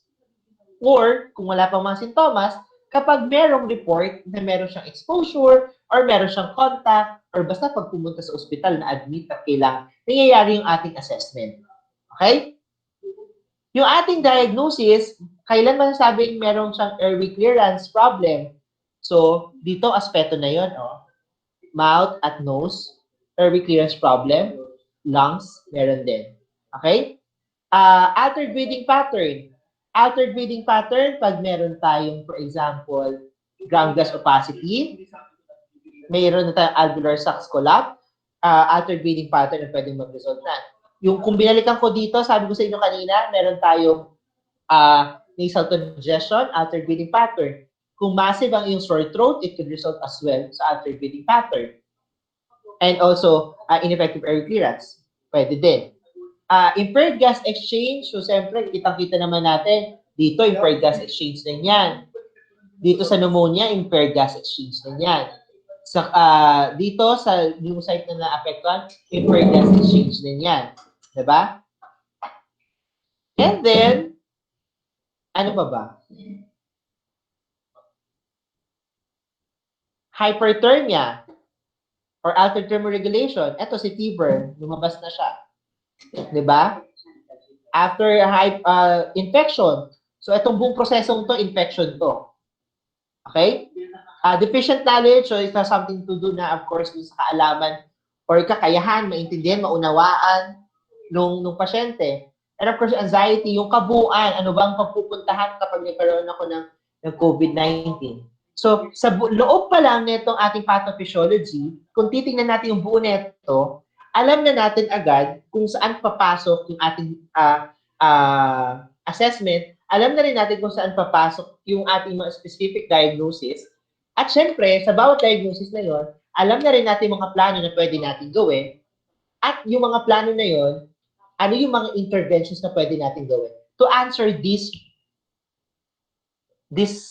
sign and symptoms. Through our pathophysiology also, we can note, bakit nga ba may gantong certain medications na binibigay si Doc? Bakit may gantong certain treatment na binibigay si Doc? So ito yung kahalagahan pag iintindihan natin pathophysiology. But more, dapat mas iintindihan natin yung response ng pasyente for us to be able to come up with better nursing intervention. Okay? Malinaw yung pathophysiology o magulo? Anyone?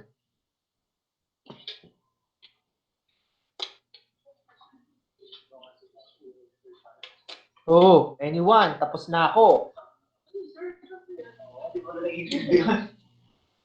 Nawala na kayo.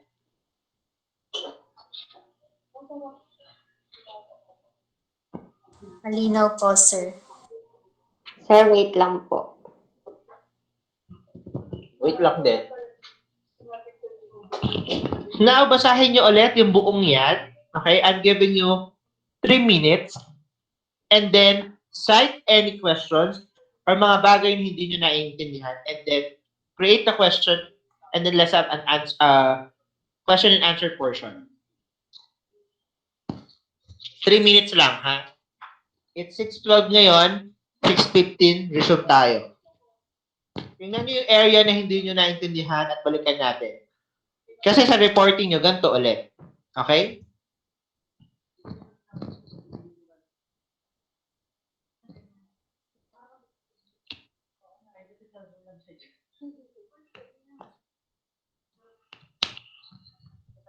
Ang ganda ko, no?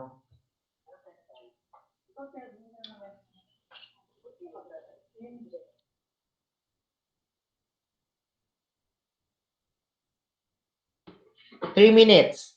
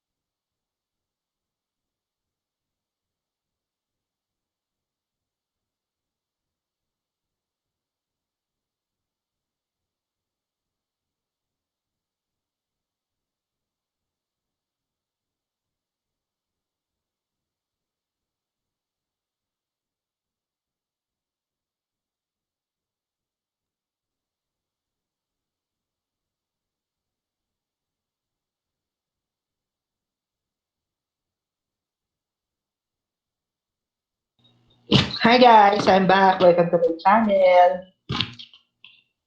Meron na kayong questions? Sir, yung sa ano po, sa sore throat. Ano po, Ano sa sore throat? sabi niya sir, mga symptoms po ng sore throat. Ano symptoms? Yung may nana at wala, yun ba yung tinatanong mo? Aba sir, na Ayun. So, binanggit ko kanina, yung sore throat or yung tonsils na mamaga, tonsillitis ang tawag natin, okay? So, kapag ang tonsils mo ay namamaga, namumula, chances are you have the COVID-19. Chances are, hindi definitive kasi we can only say na ito ay definitive kapag mayroong test ng RT-PCR. Okay? Pero kapag yung namamaga mo na tonsils ito ay may nana, okay, chances are hindi ito COVID-19. Why? Because we all know for a fact na yung COVID is caused by a virus. Okay? So, ibig sabihin, hindi siya nag-multiply. Oh. Wait lang. 1 second. 5 minutes. Wait lang. Sige po, sir. Baby Jean.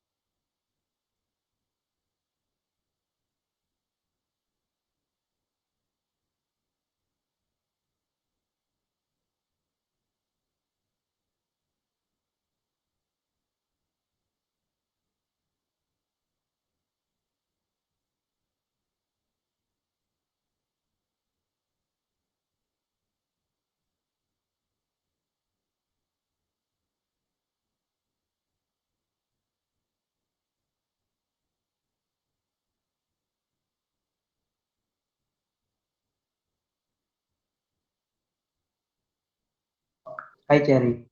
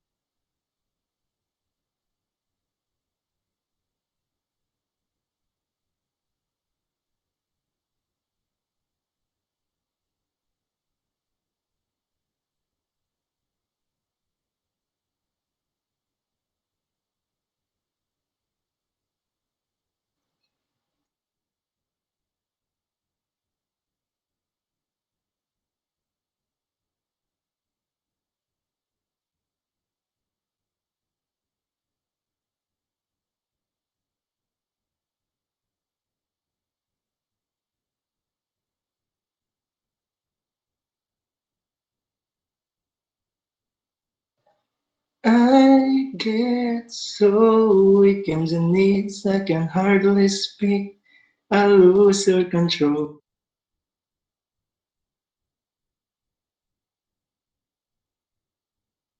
Steven. Steven, Ay, pare.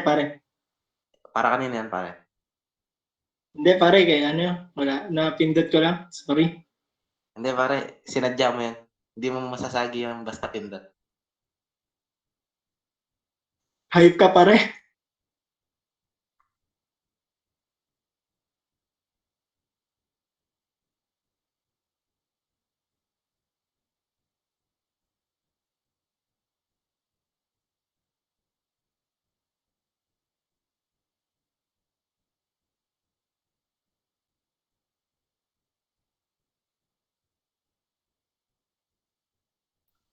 Hi, Cherry. Good evening. Miss you.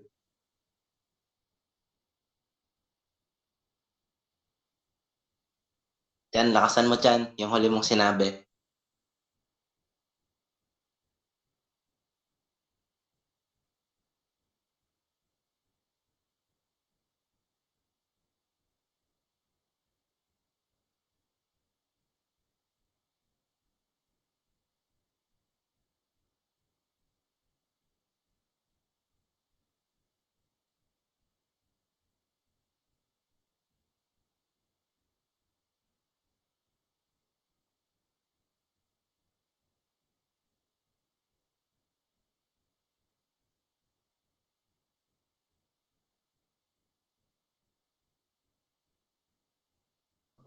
Oh, mamimiss kita. Oh, aking sinta.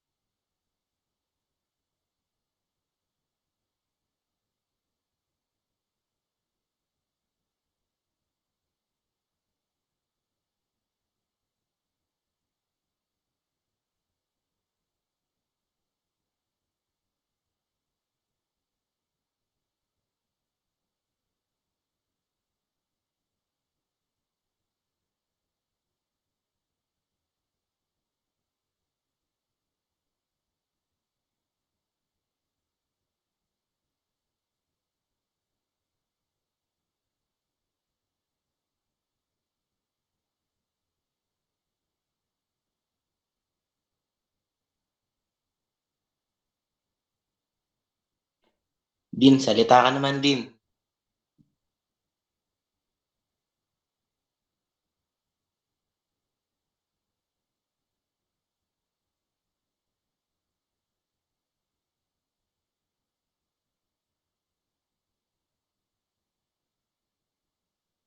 Parimegs.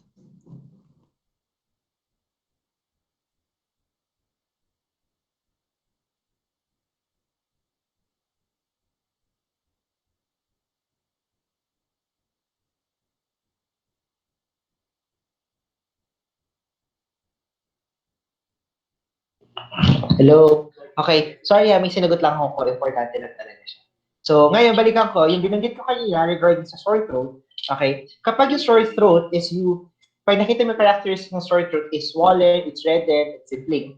Okay. Pero walang pus, walang nana, chances are, ito ay viral. Okay? Because we all know for a fact naman na nagkakaroon lang tayo ng nana kapag ang iyong causative agent is a bacteria. Bakit nagkakaroon siya ng nana kapag bacteria? Nagkakaroon tayo ng nana sa bacteria kasi we all know for a fact na ang bacteria, kinakain niya yung mga proteins. Tama?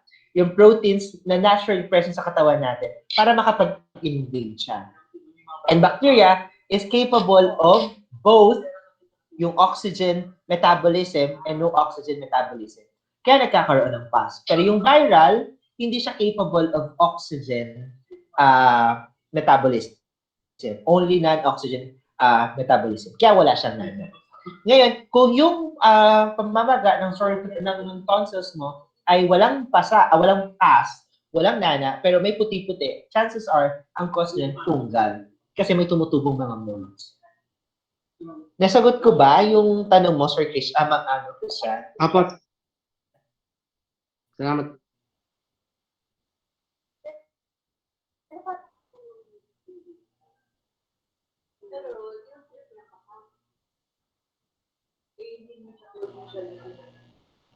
Questions?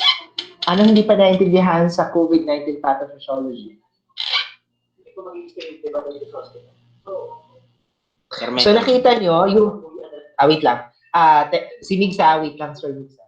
So nakita nyo yung buong atake ng pathophysiology ng COVID-19. It covers yung oxygenation problem, category 1, airway or airway patency. Category 2, yung ventilation or yung breathing pattern. And category 3 ay yung kanyang perfusion. So masyadong malawak yung na-cover niya. Mula sa patency sa paghinga hanggang dito sa ventilation. Patency pagpasok ng air at paglabas sa paghinga. And then yung breathing pattern, yung gas exchange, down to delivery of oxygen sa systemic circulation at pabalik. Okay? Yes, Migs. Anong question? Sir, di ba sir, yung sa pinresent yung pathophysiology, yung Mhm.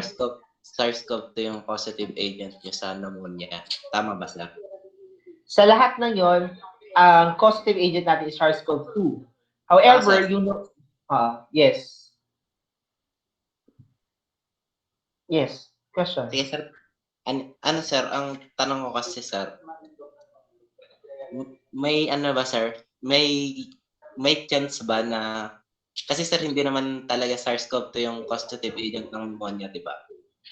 Hindi naman. Streptococcus pneumoniae, di ba sir? Yung Streptococcus pneumoniae, which is a bacteria, okay?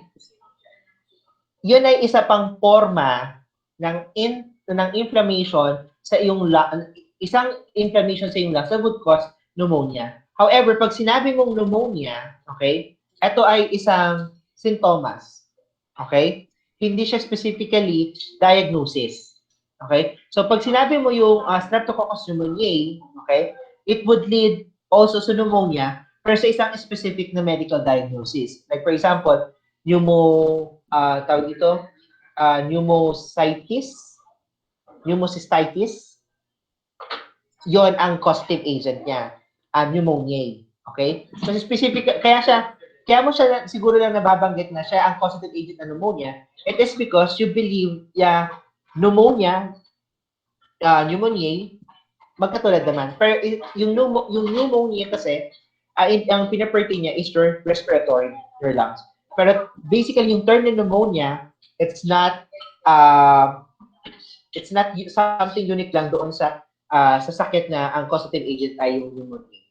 Okay? So maraming pneumonia. Merong like for example, meron kang yung sa PCAP, 'di ba? Yung mga tawag dito community acquired pneumonia, yon, 'di ba? Pero meron kang pneumocystitis or pneumocystitis, pamamaga ng cellular level ng iyong respiratory, which would result also to pneumonia.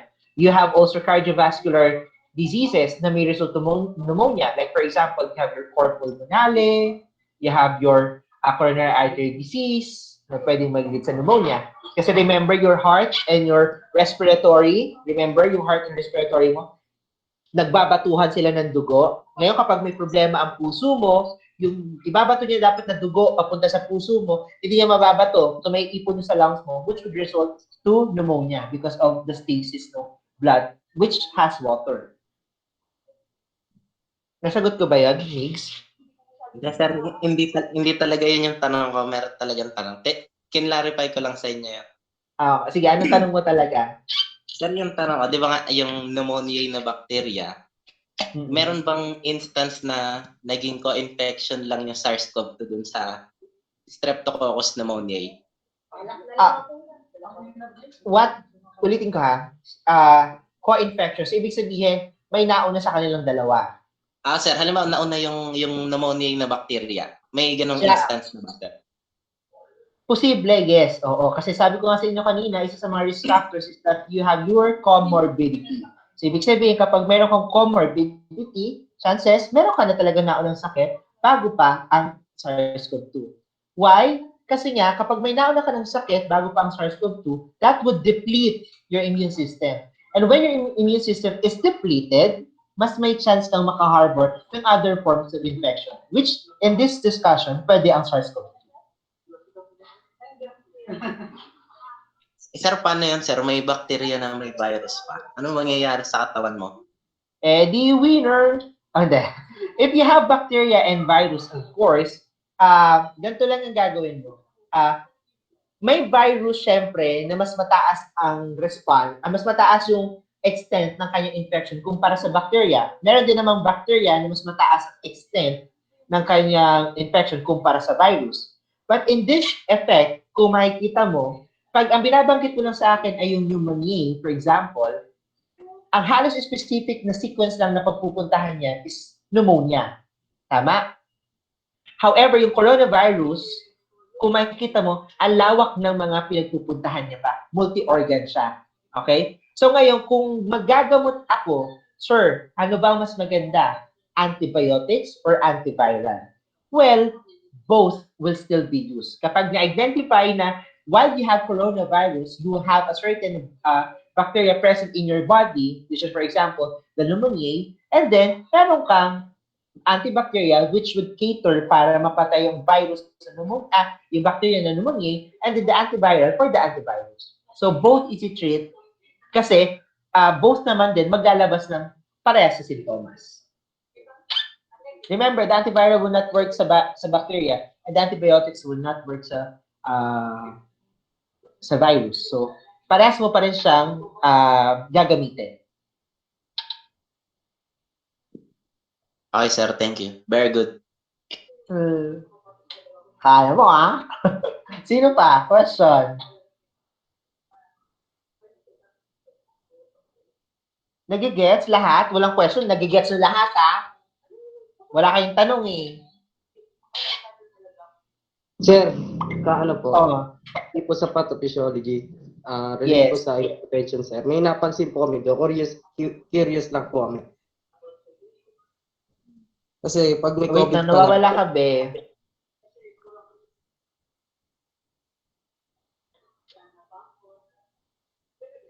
Christian, nawawala ka, be. Okay na po, sir. Unique na po. Ayan, okay na. Oo. Na ano lang po kami, sir. Natatawa lang po sa intervention na Bakit? inano nyo po sa spank position, sir. Spang. Opo, sir. Kasi ano po sa COVID na okay. po yun. Kasi ang alam mo, spank wire, no? Po, sir, sinerch po namin, ano bang kala namin sa baby lang po. Hindi. Yung spank position, kasi medyo malawak na ta. Kasi sa COVID pandemic, we are not, as much as possible, ina-avoid natin ang magkaroon ng intubation. Ibig sabihin yung pagtubo sa pasyente para magkaroon siya ng kapasidad na makahinga through the tubo. Iniiwasan natin yon because we all know for a fact na the more na mag-i-insert ka sa pasyente, you are making an exit para dun sa virus na ma-transfer sa ibang host. Okay? Kasi bukod sa droplet na nga ito ay airborne na din. So iniiwasan natin kasi alam natin na masyadong na-expound na deadly talaga masyadong coronavirus. So iniiwasan natin. So yung spank protocol or spank movement, ginagawa natin yon to facilitate lung expansion ng pasyente. So kaya makikita mo, may iba't iba sang posisyon. So meron naka-supine position for 30 minutes, meron naka-lateral position for 30 minutes, then naka-sit position for 30 minutes, and then another side of lateral position for 30 minutes, then naka-supine position for 30 minutes ulit, then naka-prone position ulit for 30 minutes. Para yung lahat ng points ng lungs mo nag-e-expand in every 30 minutes. Kung bakit siya spank, sorry, mali ko yun at kulang ko. Hindi ko na-research bakit nga ba spank ang tawag doon. Siguro kasi iba-iba yung posisyon, kaya spank. Okay lang po yun, sir. Okay lang po. Di ba iba-iba yung posisyon sa spank? Alam mo yung spank, ha? May sabi ko sa'yo. So, yun siya. Si Jessa po may tanong. Aba, may spokesperson. Yes, Jessa, anong tanong? Mayri Sir, yung sa may ano po ba? Ano? Jessa, Sir, yung sa may ferritin po, yung sa biomark. Sir, ha? Nawawala. sir, yung sa may Ferritin, biomarkers. yes. Oh, Narinig niyo po ako. oh. Sir, yung sa may ferritin po, 'di ba kapag Narinig kapag kita. bumaba po ba 'yon, bababa din po ba yung hemoglobin level? Ano? Kasi, sabi ko nga sa po, inyo sir. kanina, the question is, kapag daw ba bumaba ang ferritin level, bababa din ba daw ang hemoglobin level? Tama? Hemoglobin. The answer is no. Because remember,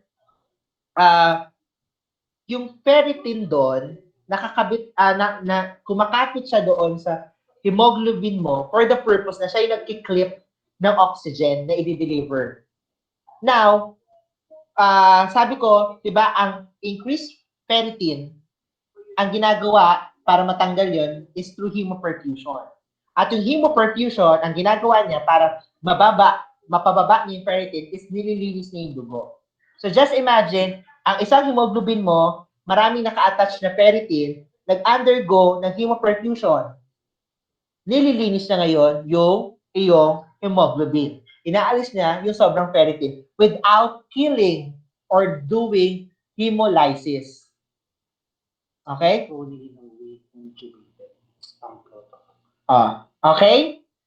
So, technically, yung ferritin, pinapababa niya kasi nililinis niya kasi nasa surface siya ng hemoglobin mo. But, hindi niya pinapatay yung hemoglobin mo or pinapaputok yung hemoglobin mo. So, there's no reason para bumaba ang iyong hemoglobin. Okay po, sir. Okay. Ito pala, ni-research, yung SPANC is self-proning in awake non-intubated COVID-19 patient. So, yun ang ibig sabihin ng SPANC. S-P-A-N-C. Pero kaya parang mali spelling ko. Kaya ata na ilagay ko eh. Wait lang ha. Opo, sir. Kaya nga nalagay ko. Oh. Si pala. Oo. I stand corrected. Oh, may nagbigay sa akin ng ano eh. May mga assistant researcher kasi ako dito eh. Okay, so, ibig sabihin ng SPANC, S-P-A-N-C, self-proning in awake non-intubated COVID-19. So, usually ginagawa natin to doon sa may mga critical cases but then hindi pa naman sila nare-require na magkaroon ng intubation. Or kung hindi man, tayo nagpe-perform yung para sa kanila. I mean, hindi tayo yung gumagawa pero ina-assess natin sila for them to be able to perform the said protocol. Okay? Nasagot ko ba yung tanong ni Jessa?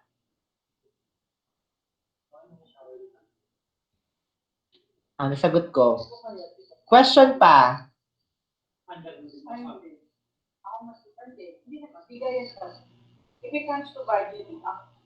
Sir, nagjo-duty na kayo, di ba? Ako? Napasok ka na, sir. Napasok ka na ulit? Oo. Oo, nalabas nga ako eh. So, napasok ako. Sir, may tanong ako. Anong tanong? Sir, ano yung pinakamalalang case na hinahawakan nyo ngayon? Pinakamalalang case? Ako kasi, nag-handle lang ako gawa ng hemoperfusion. But yung pinakatrabaho ko talaga, wala na ako masyado sa clinical eh. Pero ang pinaka-worst natin na-handle, syempre, yung nag-hemoperfusion. Kasi sabi ko nga sa inyo kanina, ang mga nag-hemoperfusion, yung mga elevated na CRP, may elevated na PCT, may elevated na D-dimer, may elevated na ferritin. At yung mga mataas ang biomarkers na nabanggit ko, these are the critical and or severe na patients. So yun, yung mga critical na na-handle ko, sila yung mga hindi mo na makausap kasi ang GCS nila ay mababa pa sa 10. Remember, you have perfect score of 15 sa GCS. So mababa doon, chances are may neurological, problem na sila. So mga ICU patients, yun yung worst. Hindi pa naman ako namamatayan, pero may namatay na din naman. Kaya lang, hindi ko na, tawag dito, may comorbidities din kasi. So, ibig sabihin, bukod sa COVID-19, may iba pa siyang sakit na kailangan atinan din. So, yung multi-organ na affectation ng SARS-CoV-2, nadagdag pa ng multi-organ affectation din nung naon niya ng sakit bago pa ng SARS-CoV-2. Question pa. Yung tungkol sa ano? Sino yan? Questions? Yes, Leia. Opo. Sir, kasi may napanood po akong yung documentary sa Netflix tungkol po sa pandemic. Kasi di ba sir, yung SARS, yung MERS, hindi naman po nakahanap ng vaccine doon. Exactly. Pero ano yun sir, nag-die out, parang nag-exhaust na lang po yung virus na yun dahil...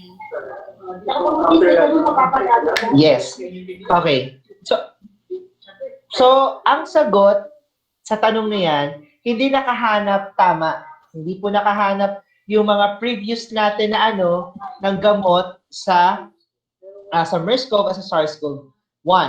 But remember, yung MERS-CoV at SARS-CoV din, hindi kasi siya naging massive sa buong mundo, okay?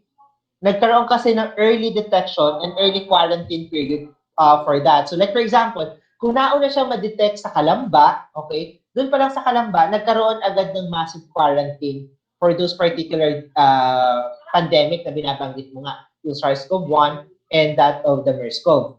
Okay? So, hindi nag-multiply or hindi siya kumalat, hindi nag-transmit ng mabilis. Ngayon, kung nag-die out ang virus, some of the virus, yes, nag-die out. Yung malaking bilang nila. Why? Because remember, for a virus to live, okay, they should have an environment or a host na pwede nilang pamahayan. But since, sabi ko nga sa inyo, ang virus ay self-limiting, in a certain period of time na nandiyan niya sa loob ng katawan ng isang host, mamamatayan on its own. Unless, mailabas mo sa katawan mo at maipasa mo sa ibang katawan, then may another chance siya na mabuhay at mag-proliferate pa. Pero since hindi naman na siya nakalabas pa sa katawan ng mga ibang na-infect, then nag-die out na siya doon sa loob ng katawan. Another thing, okay? Doon naman sa mga na-infect, okay? Doon naman sa mga na-infect na gumaling na from the virus, from their own immune system, they were able to produce an antibody. Okay? So, hindi na sila nagkaroon pa ng reinfection. Kasi, di ba remember, you have your B lymphocytes. You have your B lymphocytes, tama? And the responsibility of your B lymphocytes is as memory cells. I mean, T lymphocytes. T as in tango. Your T lymphocytes, ang responsibility niya is memory cell. Tinatandaan niya kung sino ba yung intruder na pumasok in the past few days. At pag natandaan niyo yun, capable na siya to produce antibodies that are able to fight or war off doon sa particular na intruder niya pag pumasok kayo sa katawan. Now, since meron ng antibody, ang mga intruder natin, mag-mutate yan. Kasi, nako, kilala na ako ng katawan na yan, hindi na ako makakapasok dyan. Nag-mutate sila through the environment that they are present to, or through some, kung meron totoong laboratory made itong virus na to, then nakakapag-mutate talaga. So yung katawan mo, nahihanda ng katawan mo yung soldiers na lalaban sa SARS-CoV-1, this time, hindi na siya makilala ng body mo kasi SARS-CoV-2 na siya. So, nagda-die out siya kapag hindi nga nakalipat sa ibang host. Kasi may self-limitation lang siya. So, kaya masyadong mahalaga ang quarantine. Kasi within the 14 days, mamamatay ng SARS-CoV-2. So, even the previous viruses. So, kahit hindi tayo mag-antay kahit hindi tayo mag-antay ng vaccine, we can defeat sana the SARS-CoV-2. All we need is political will na talagang ma-maintain at magawa yung quarantine sana. However, syempre, masyadong marami tayong mga Pilipino para ma-discipline. So, yeah, dalawang responsibilidad yun. Sa tao at syempre sa mga nagbibigay ng programa para sa tao. Ayun. So, walang vaccine na nabuo. Thank you, sir. Kasi namatay naman sila. Ay, yung namatay yung virus, hindi yung tao. Syempre, iba namatay. Questions? Okay, wait lang. That's the reason why pala, kasi nakita naman natin na in the previous viruses, nagkaroon ng antibodies yung iba. Nagkaroon ng development ng antibodies. Kaya kung makikita nyo ngayon, isa sa mga treatment na ginagawa nila is plasmapheresis. Okay? Kung saan wini-withdraw nila yung blood ng mga nauna ng infected. Like for example, si Isa Calzado, narinig niyo na siguro, nag-donate siya ng blood para pag-aralan kung capable na ba silang maka-come up with vaccine out of the blood ng mga na-infect na. However, nakita nila na hindi. Yung antibody, it can only live kapag nasa loob ng katawan ng tao na infect, but they cannot be transfused as a treatment doon sa katawan ng ibang tao. Okay? Sir, hindi effective yung plasma? Sino yan? Servo. Hindi po effective yung plasma? Yes. There are some studies that says that it's effective, but there are some that says na hindi. Same with remdesivir. Si Donald Trump naniniwala siya effective siya, but other specialists hindi siya naniniwala. Hindi sila naniniwala. Syempre, hindi kasi enough pa yung yung mga studies kasi una, nagiging pantay ang resulta. So kung nagiging pantay ang resulta, pwedeng effective, pwedeng hindi nga. Pero dito sa Pilipinas, habang ginagawa yung plasmapheresis na yan sa UP Manila specifically, wala pang gumagaling through doon. But ang na-note lang nila is that there's a certain antigen na nakita nila sa blood ng mga na-plasmapheresis nila for doon sa mga na-infect na nga which is some ginamit nila yon to takot the tao, okay, at sinabi nila it's another mutation ng coronavirus. However, dinecline naman or disagree naman agad ng UP Manila na totoo yun. So, sinabi nila it's another form of antigen. It's another form daw talaga ng antibody. However, the antibody ay hindi nagtatagal sa labas ng katawan ng tao. So, they were able to culture it out para makita na meron, but they are not able to transfuse it para maging effective. Kasi remember, wala naman talagang walang yung previous family nga ng coronavirus hindi man nagkaroon ng vaccine. So, abangan natin mga sunod na kabanata sa SARS-CoV-2. Question pa?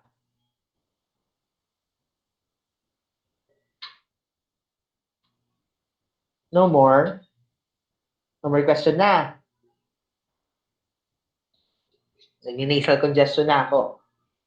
No more questions? Naiintindihan ng pathophysiology ng SARS-CoV-2 or ng coronavirus. And I'm expecting na ganun din yung magiging content ng written report niyo. Medyo maliit lang, syempre, hindi siya well, at least summarize lang siya. Pero pagdating sa discussion, gusto ko, pag inilapat niyo yung mapa ng pathophysiology, okay, ng disease na naka-assign sa inyo, alam niyo kung paano niyo ipapasok yung medical management, yung diagnostic, yung nursing management. Saang area doon, saang level niyo ipapasok yun. Kasi it would be useless kapag naintindihan natin medically talaga kung paano yung pathophysiology. Pero kung saan tayo papasok bilang nurse, hindi natin maiintindihan, then useless. Kasi remember, we are nurses. Tama?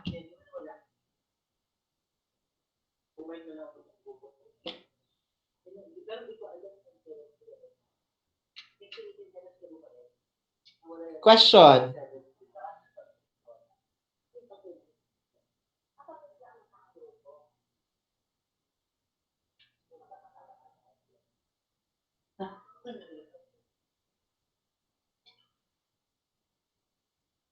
Question, wala na? Sir, kailan po yung start po ng reporting Yes. po? Vergara, no? Yung reporting ganito. Sabi kasi ni nanay, ni Ma'am Daki sa akin, tinanong ko kung ilang weeks tayo mag-meet. Minus yung mga holidays and vacations. So, since you have 8 groups, okay, and each group would report to a certain set of diseases, which is 5 in every set. So, dapat maka 40 diseases tayo. Diba? 8 times 5, 40. So, Kung 8 yon, ang target ko kasi is every group 4 hours. Pero dapat 3 hours and a half lang. Kasi syempre, interject ko din yung sa loob ng 30 minutes, yung discussion ko pa. Diba? Yung correction kapag may nakita sa reporting. Pero syempre, dapat i-strengthen ko pa yung reporting ninyo. Diba? Kaya nakukulangan ako sana sa oras. Kaya lang, meron kayong RLE eh. Meron din kayo laboratory. So, hindi ko pa alam kung anong gagawin sa laboratory. Kung yung laboratory na 2 hours, baka pwede ako kunin ko yon. Tapos, yung buong 4 hours ng lecture sa inyo, yung 2 hours, ako naman. Kunwari, group 1, tsaka group 2, nag-report. Tapos, dun sa 2 hours dun sa lab, yung 1 hour para dun sa clarification ko sa group 1, yung sa 2 para sa clarification ko, another 1 hour clarification sa group. Pero tignan pa natin. Kaya, ang request ko sa inyo, when you do your reporting, as much as possible, sana mapagkasya nyo ng 3 hours yung buong 5 diseases. Kaya yung atake, sana pathophysiology, and then paglapat ng pathophysiology, mailapat nyo na saan papasok si medication, saan papasok si treatment, saan papasok si diagnostic, saan papasok specifically, mas pinakamahalaga, saan papasok si nursing management. Okay? Para yun ang tumatak sa utak ninyo. Pag may pneumonia, eto pala ang nursing management, ito yung diagnosis, blah, blah, blah. Kasi yung mga signs and symptoms na yan, kung makikita niyo yan, sa lahat ng diseases naman, umuulit din siya. So kapag umuulit siya, usually, parehas naman yung management na gagawin natin, di ba? And kung paulit-ulit lang din siya, usually, ina-expect na natin kung paano natin ma-assess, ina-expect na rin natin kung paano siya aatakihin. I mean, i-address. Diba? Mayroon na tayong nakikita pwedeng gawin. Okay? Kaya pinili ko, yung mga diseases na pinili ko sa inyo, these are actually common diseases na makikita nyo sa hospital, and these are also the common diseases na makikita nyo sa mga board exam questions. So, para ano din, mapaghandaan nyo na. Okay? And, another thing pala, sa requirement ko pala, hindi ko ito nabanggit kanina doon sa, di ba chinat ko kayo? Asan na yung group natin? Nawawala na yung group natin. Sabi ko, ano yung mga diseases, for example, alam niyo yung mga diseases, di ba? There are 8 sets of diseases because we have 8 groups, okay? And part din dito, okay, each diseases, you at least provide 3 board exam questions sa disease na yun. So, para kahit papano, hindi naman kailangan masagot perfectly, pero well, at least, doon pa lang, may ingest natin sana kung ano yung klase ng question, paano yung chance na ma-eliminate yung maling sagot.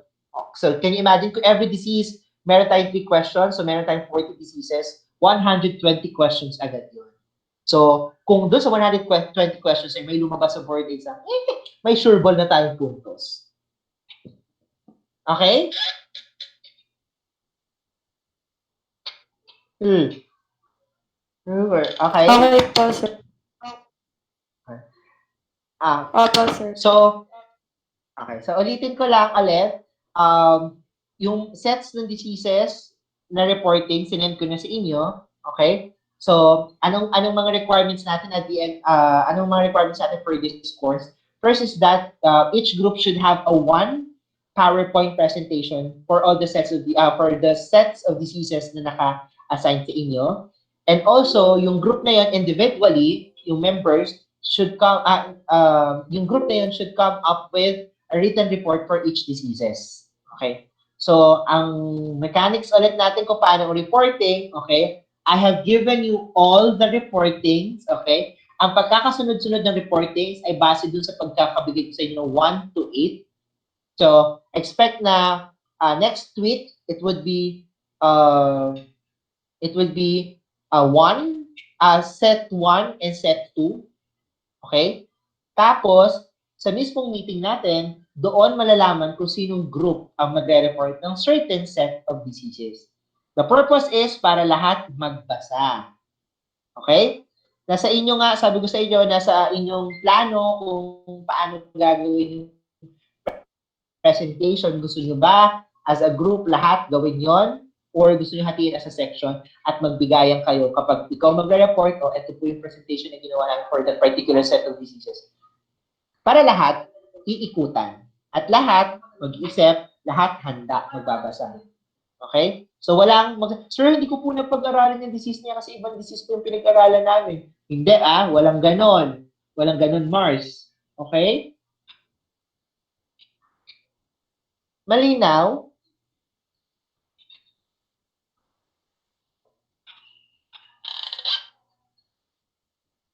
Pati kayo nasagot. Anong problema? Malabo? Sir, Ano? Sino yun? Oh, yes, Redondo. Sir, akala ko, sir, di ba pag by group, yun po yung sa bunutan. So, kahit sino po, mabubunot pa rin kahit hindi po, kahit hindi po yun yung disease na naka-assign sa kanya. Yung napag-usapan po nila magkakaroon. Yes. Yes. Oh my God. Oh my God. Di sir, aralin namin lahat. Yeah. Exactly. Kasi hindi pwedeng aaralin mo lang yung naka-assign sa'yo. Di kapag nagkaroon ng tanungan, ang kaya mo lang sagutin ay yung iyo. Oh. Kaya dapat lahat, sir, kunwari, kung anak, kasi ganito yung treatment, di ba? Kunwari, eto, meeting natin ngayon. Ang alam nyo lang, kung anong report ang naka-assign for this week. So like for example, set 1 reporting. Set 1 reporting. Alam niyo na kung ano yung nakalaman sa set 1 reporting. 'Di ba? Pero hindi niyo alam kung sino sa inyo magre-report. Okay, sir, gets. So dapat Hirap naman nun, sir. Ganon talaga. Mahirapan na kayo habang estudyante kaysa mahirapan kayo kapag hindi na kayo estudyante. Sir? Yes, Perea? Sir, edi next week po yung paghahandaan namin yung topic for set 1 and set 2. Yes.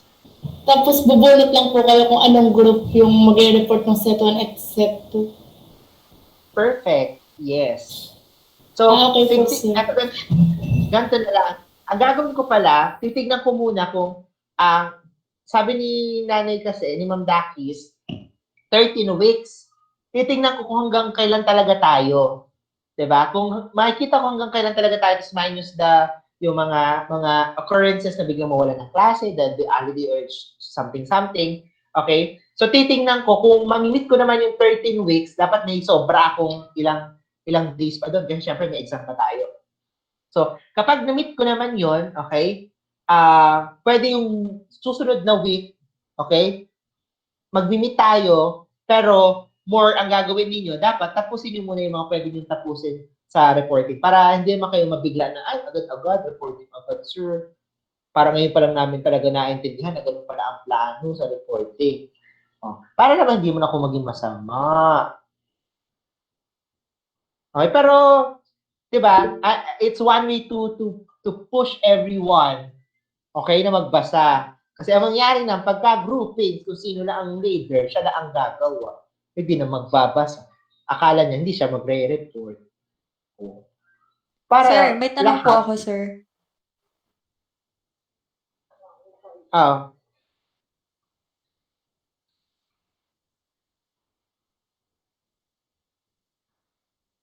Yung tanong ni Ria, ni Marasigan, sir, paano po pag halimbawa, nabunot po yung group namin, 5 members po kami. Paano po yung dapat prepared ang alam, paano po yung dapat prepared and alam po namin lahat yung 5 diseases? Or pwede po mapag-usapan na namin na advance na ito, yung sa akin asthma, ito sa'yo COPD, ganun po. Ang sabi ko lang naman kanina, ang bubunutin ko, grupo. So kapag binunot yung grupo, pwedeng ahead of time, napag-usapan nyo na talaga kung sino si asthma, sino si COPD. Gusto nyo ba bunutin ko pa individually? Mas mahirap na yun. Grupo lang. Kunwari, nabunot ko, nakaset, kunwari, Wednesday, day 5 of meeting, set 1, reporting, ang nabunot ko ay group D. O yung group D, sila na bahala kung sino yung magre-report nun. So, dapat ahead of time, na-task nyo na. kung doon sa sets na 1 to 8, alin ang kanino? Doon sa specific diseases, doon sa sets na yun. Sir, may tanong po. Yes. Sino ito? Servo Ay, po. Servo. Yes. Di ba po, yung bawat group po mag-provide po ng handout. Yes. Tapos po, sir, pwede po yung kunyari yung nauna po yung yung group B. Ay, sir, wait lang. Chat ko na lang, sir. Wait lang. Sige, chat mo na lang. Pag chinat mo na nga lang yung tanong mo, kung para sa lahat pala nga yun. Sige, habang nagchat-chat si Servo, any questions pa? Mas marami tayong oras sa questions. Ano kayo sa discussion? Sir, ang hirap pala i-chat. Ano po? Okay, Sir, ano po? Di ba po may handout yung yung bawat group? Pwede po yung kunyari mauunang group, ibigay na po nila yung handout nung report nila ahead of time para po mare-review din po. Exactly. Kaya nga iniisip ko kung makukompute yung days, yung next week, hahayaan ko kayo na, sige, i-divide nyo sa iyo yung mga diseases, among your sections kayo mag-usap kung paano siya i-strategize, and then, maghati-hatian nyo, and then dapat by next week, tapos na yung lahat ng diseases na yun. At ipasa nyo na sa bawat isa ang lahat ng handouts at PowerPoint presentation para mapag-aralan na ng bawat grupo. Diba? So lahat gumagawa na simultaneously. Kasi ipapasa nyo rin sa akin. Hindi, sir. Ilan po tayo mag-start? Yun nga, Lea. Alamin ko muna. Kasi kung mabibitin yung oras ko hanggang yung 13 weeks na sinasabi ni nanay, kung mabibitin yun, wala akong choice kundi next week makapag-start na tayo. Pero kaya sinasabi ko na sa inyo ngayon to para trabahuin nyo na. Pero kapag hindi, atong weekends naman, or bago mag-Friday, inform ko kayo na, guys, hindi naman ako mabibitin. Sige, yung next week ninyo, gawa muna kayo next week. Pero naka-online tayo, ha? Hindi pwede kasi mamaya sabi, ako, hindi na naman ako makita magtuturo. Ha? May tanong si Eunice. Sir, for example po, ang napunta sa group namin set 3, yung disease po na napunta sa akin, hypertension, yun lang po gagawin ko ng written report or yung set 3 diseases po ang gagawin. Ganito. Ang sabi ko sa inyo, for example, di ba meron kayong 8 set ng diseases for reporting? You talk among yourselves, yun sa section ninyo, kung ano bang plano ninyo. Kung yung grupo, gagawin ko na lang lahat ng set na yon, or since may 8 grupo din ako, may 8 set, hati-hatiin natin. So kung yung sinong group ang, kunwari, yung sa pinag-uusapan nyo, sinong ma-assign dun sa set 1, silang gagawa ng PowerPoint presentation at saka written report. Nga lang, sa mismong araw na naka-assign yung kunwari set 1 report, at yung gumawa ng report na grupo ay hindi siya nabunot, yung isang grupo na nabunot yung magre-report na. Pero yung written report na yon, ang gumawa pa rin, yung group 1. Pero ang purpose na kasi ng written report, for individual grading yung written report. Yung PowerPoint for group grading. Yung discussion for individual and group grading. Nasagot ko ba ikaw, Eunice? So technically, hindi dahil, for example, hindi dahil yung grupo niyo nabunot ngayon para mag-report, kayo gagawa ng written report. Dapat bago pa yung reporting na yan, may written report na. Kasi otherwise, kung wala yung written report, wala ka naman din i-report.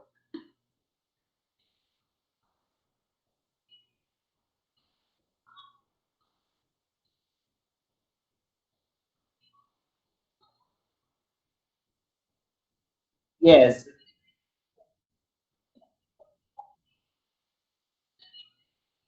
Ha?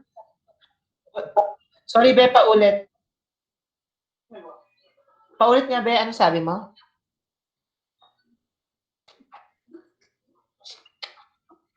Oh.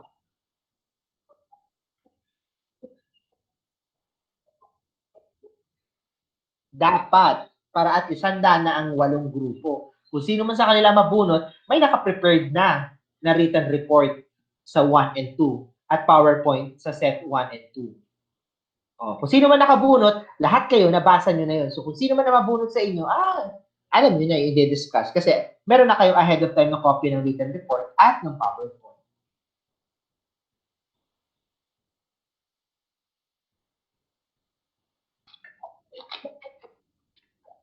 Yung written report, syempre, individual yun. Kasi, di ba kung sa grupo nyo, meron kayong 5 diseases, meron kayong 5 members. Doon sa mga may 4 members, mag-extra mile kayo, 5 pa rin ang disease sa kailangan gawin. Ang treatment, syempre, di ba may format naman, isa naman yung format eh. So, nakalagay doon, for example, yung name niyo, anong specific disease ang ginawa niyo ng written report. So, may individual grading yon. Kung sino yung kompleto ang written report individually, and then, sino sa grupo ang nakakompleto ng 5 diseases. So, ibig sabihin, may grade din yun as a group.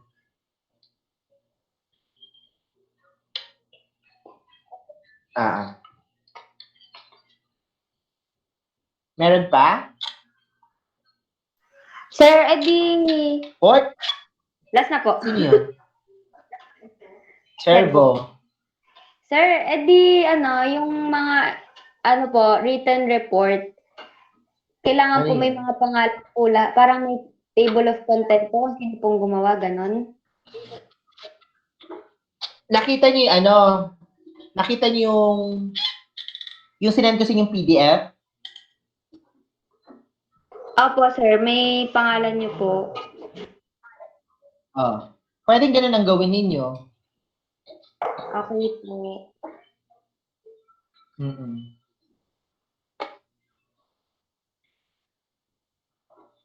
Tapos, kung may pangalan nyo man, isend nyo sa akin kung magkasundo kayo kung ang isasend nyo ba sa akin ay PDF format or Word format. Kasi baka mamaya yung Word format na galaw yung pathophysiology ninyo.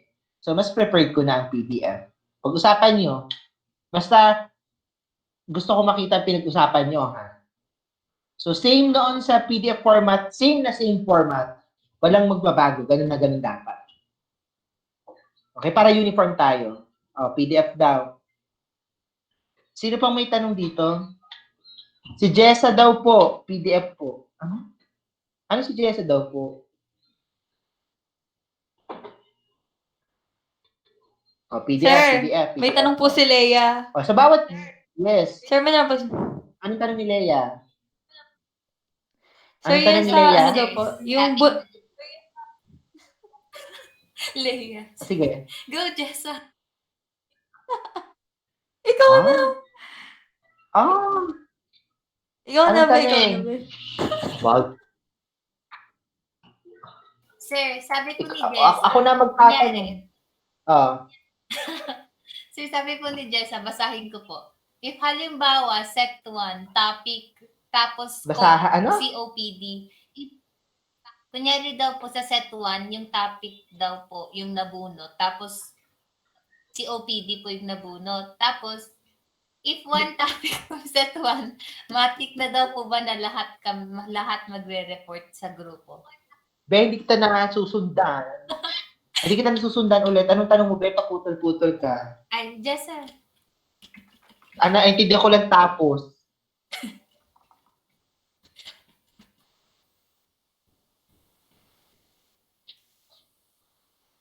Sige, ako na nga, be. Sir. Sige. Ito po yung tanong. Alimbawa po next week, ang set 1 po yung nabunot nyo. Tapos, kami po yung group na nabunot nyo. Yung group po namin. Ulit. From the top. Oh my. From the top. Make it what? From the top nga ulit, Jess. Hindi ko na-gets eh. Sorry.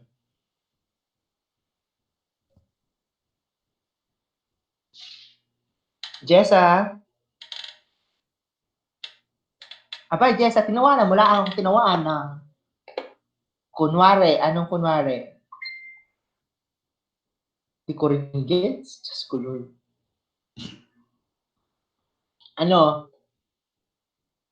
From the top. Ano? Jessa, ano ang tanong? Basta ganito ang system. Every week, okay, may naka-assign na reporting, set of reporting. You'll Sir, only ito, know sir. kung Yung sino magre-report. Wait O lang, sige, sir. Jessa, laban, anong tanong? Sige, tanong mo na. Sir, clarify lang po. Kayo ba ay Sir, nag-dinner clarify lang po. na? Ano po? Nawawala. Sige. Nawawala yung sinasabi nyo.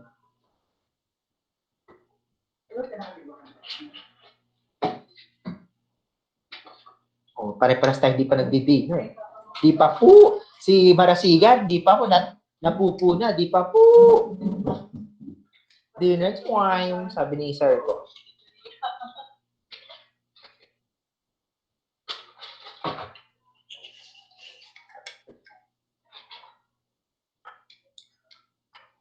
Paano po sa set,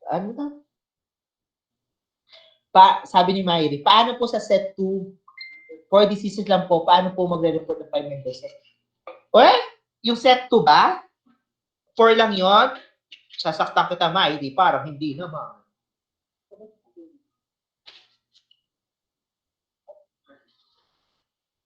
Pag ito, Myri, mali ka ha, yari ka sa akin. Meron kang virtual,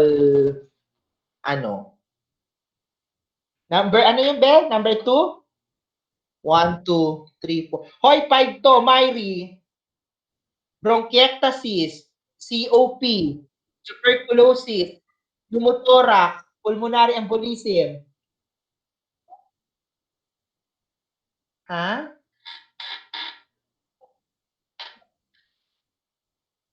Myri, tama naman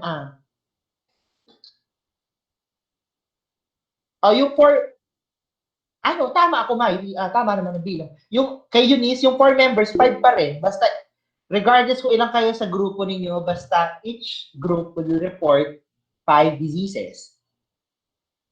Kayo na mag-decide kung sino magre-report sa grupo ninyo. Huwag niyo na ako pag-isipin ko, sir, sino magre-report sa ganito? 5 din, Eunice. Si Marasigan na rin pala sumagot. Set 8 lang ata may 4 diseases. Ano daw? Set 8 lang? Hindi. Wala lang kama yung Crohn's disease. Pero Crohn's disease yon, Ebola, H1N1, hepatitis, AFP. V. Mga B. Look. Nagets na? Nagets nyo na. Nagets nyo na, di ba? Opo, sir. Yay! Yes, Lord. Thank you po. May tanong pa kayo sa reporting. Ano pa? Remember ha, kasama dun sa Wala na akong tanong. Sa PowerPoint. Remember dun sa PowerPoint niyo yung isa sa last page bago ang thank you, di ba? Syempre may thank you kayo doon, di ba?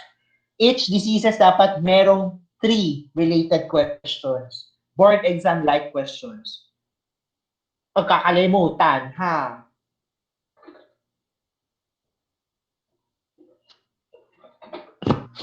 Ako din gutom na, Marasigan. Anong arigates? Anong sabihin arigates? Arigato. Arigato din, Reyes. But dinner time. Sir, what is CAD and ACS? Coronary artery disease and acute coronary syndrome. Acute coronary syndrome, tama ba? Oo, tama naman.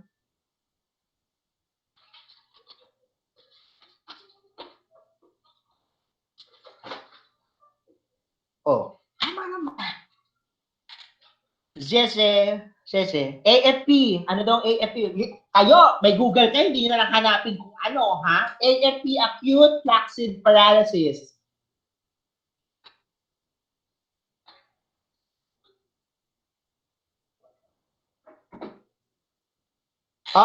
Pag nakita nyo CA, all caps, cancer ang nun.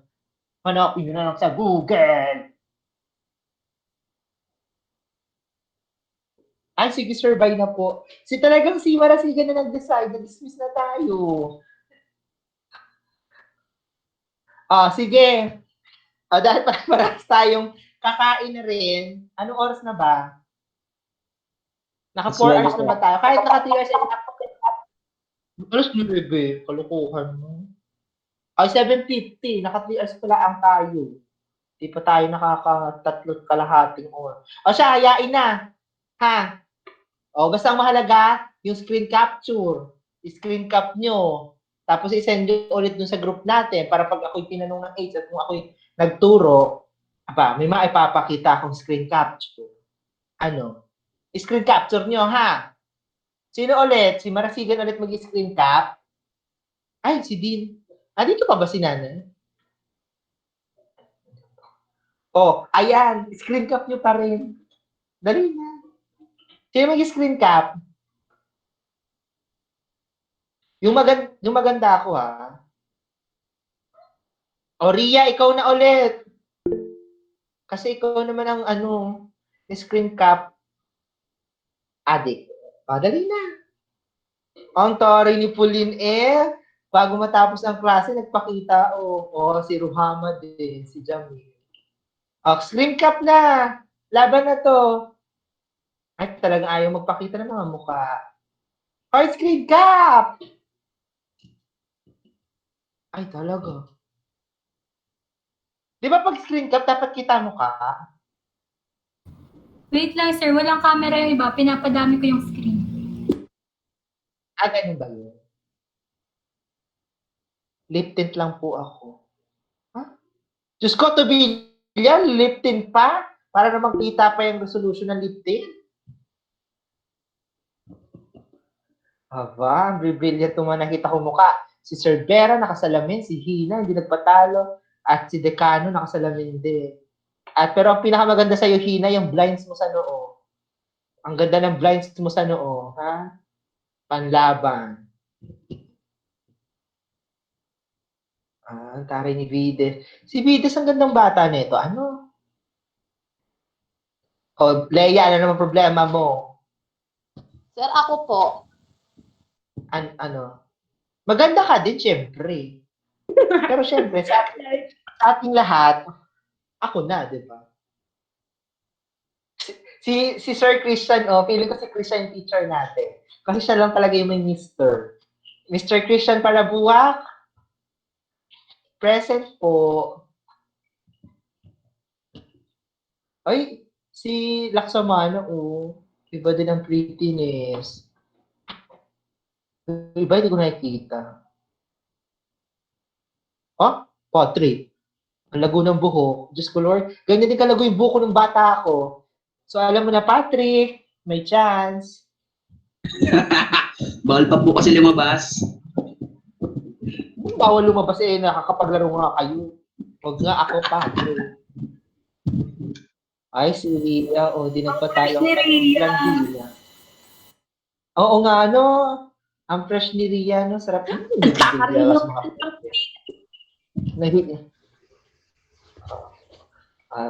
ito si Fresh mo si Nicole, tinan mo, parang gusto nang matulog. Haba na ng buhok natin, pare. Ay, mahaba na ng buhok ko, no? Sexy pa yan. Sige, sir. Screen capture mo na, Ria. Sila ba? Sunod ito. Namimiss nyo ng isa't isa? Apo, sir. Nakakamiss mo? Apo. Namimiss mo na, Miguel? Namiss mo na? Buti pa si Migs, nakakamiss.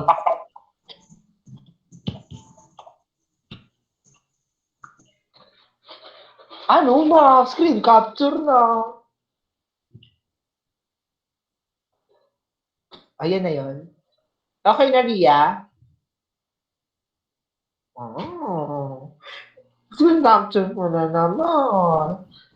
Okay na, sir. Thank you. Send nyo na lang ulit sa group, ha? Okay, so pag may questions, open ako 24/7, pero sana naman, iwasan niyo yung madaling araw, ha? Any questions regarding dun sa reporting or paano sir i-report? Yung reference, syempre, binanggit ko naman sa inyo yung libro na reference ko, di ba? Kay Brunner and Sudar. But of course, you can also search sa mga sa iba pang references. Kung yun yung mas magbe-best na may paliwanag yung inyong discussion. Okay? So, bye guys! Bye, sir! Oh. Bye, sir. Thank you, sir. Bye, sir. Thank you. Good night. Bye-bye. Thank you, then. Oh? Ang bilis silang nawawala. Bye, sir. Bye, sir. Bye-bye. Para po kaya si Thank you po. si Noe yan. Ay, joke lang yun. Pero pumayat nga siya. Bye! Bye-bye! Ano din ito mag-exit? Ano naman, Myri? Ano pa habol?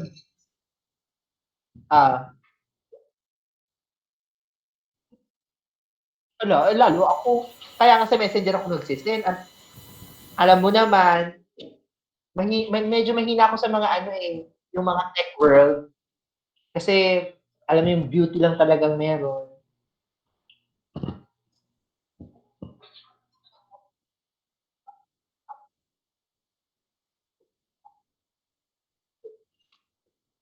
Ay, hindi ko ilalagay doon ng Google grades.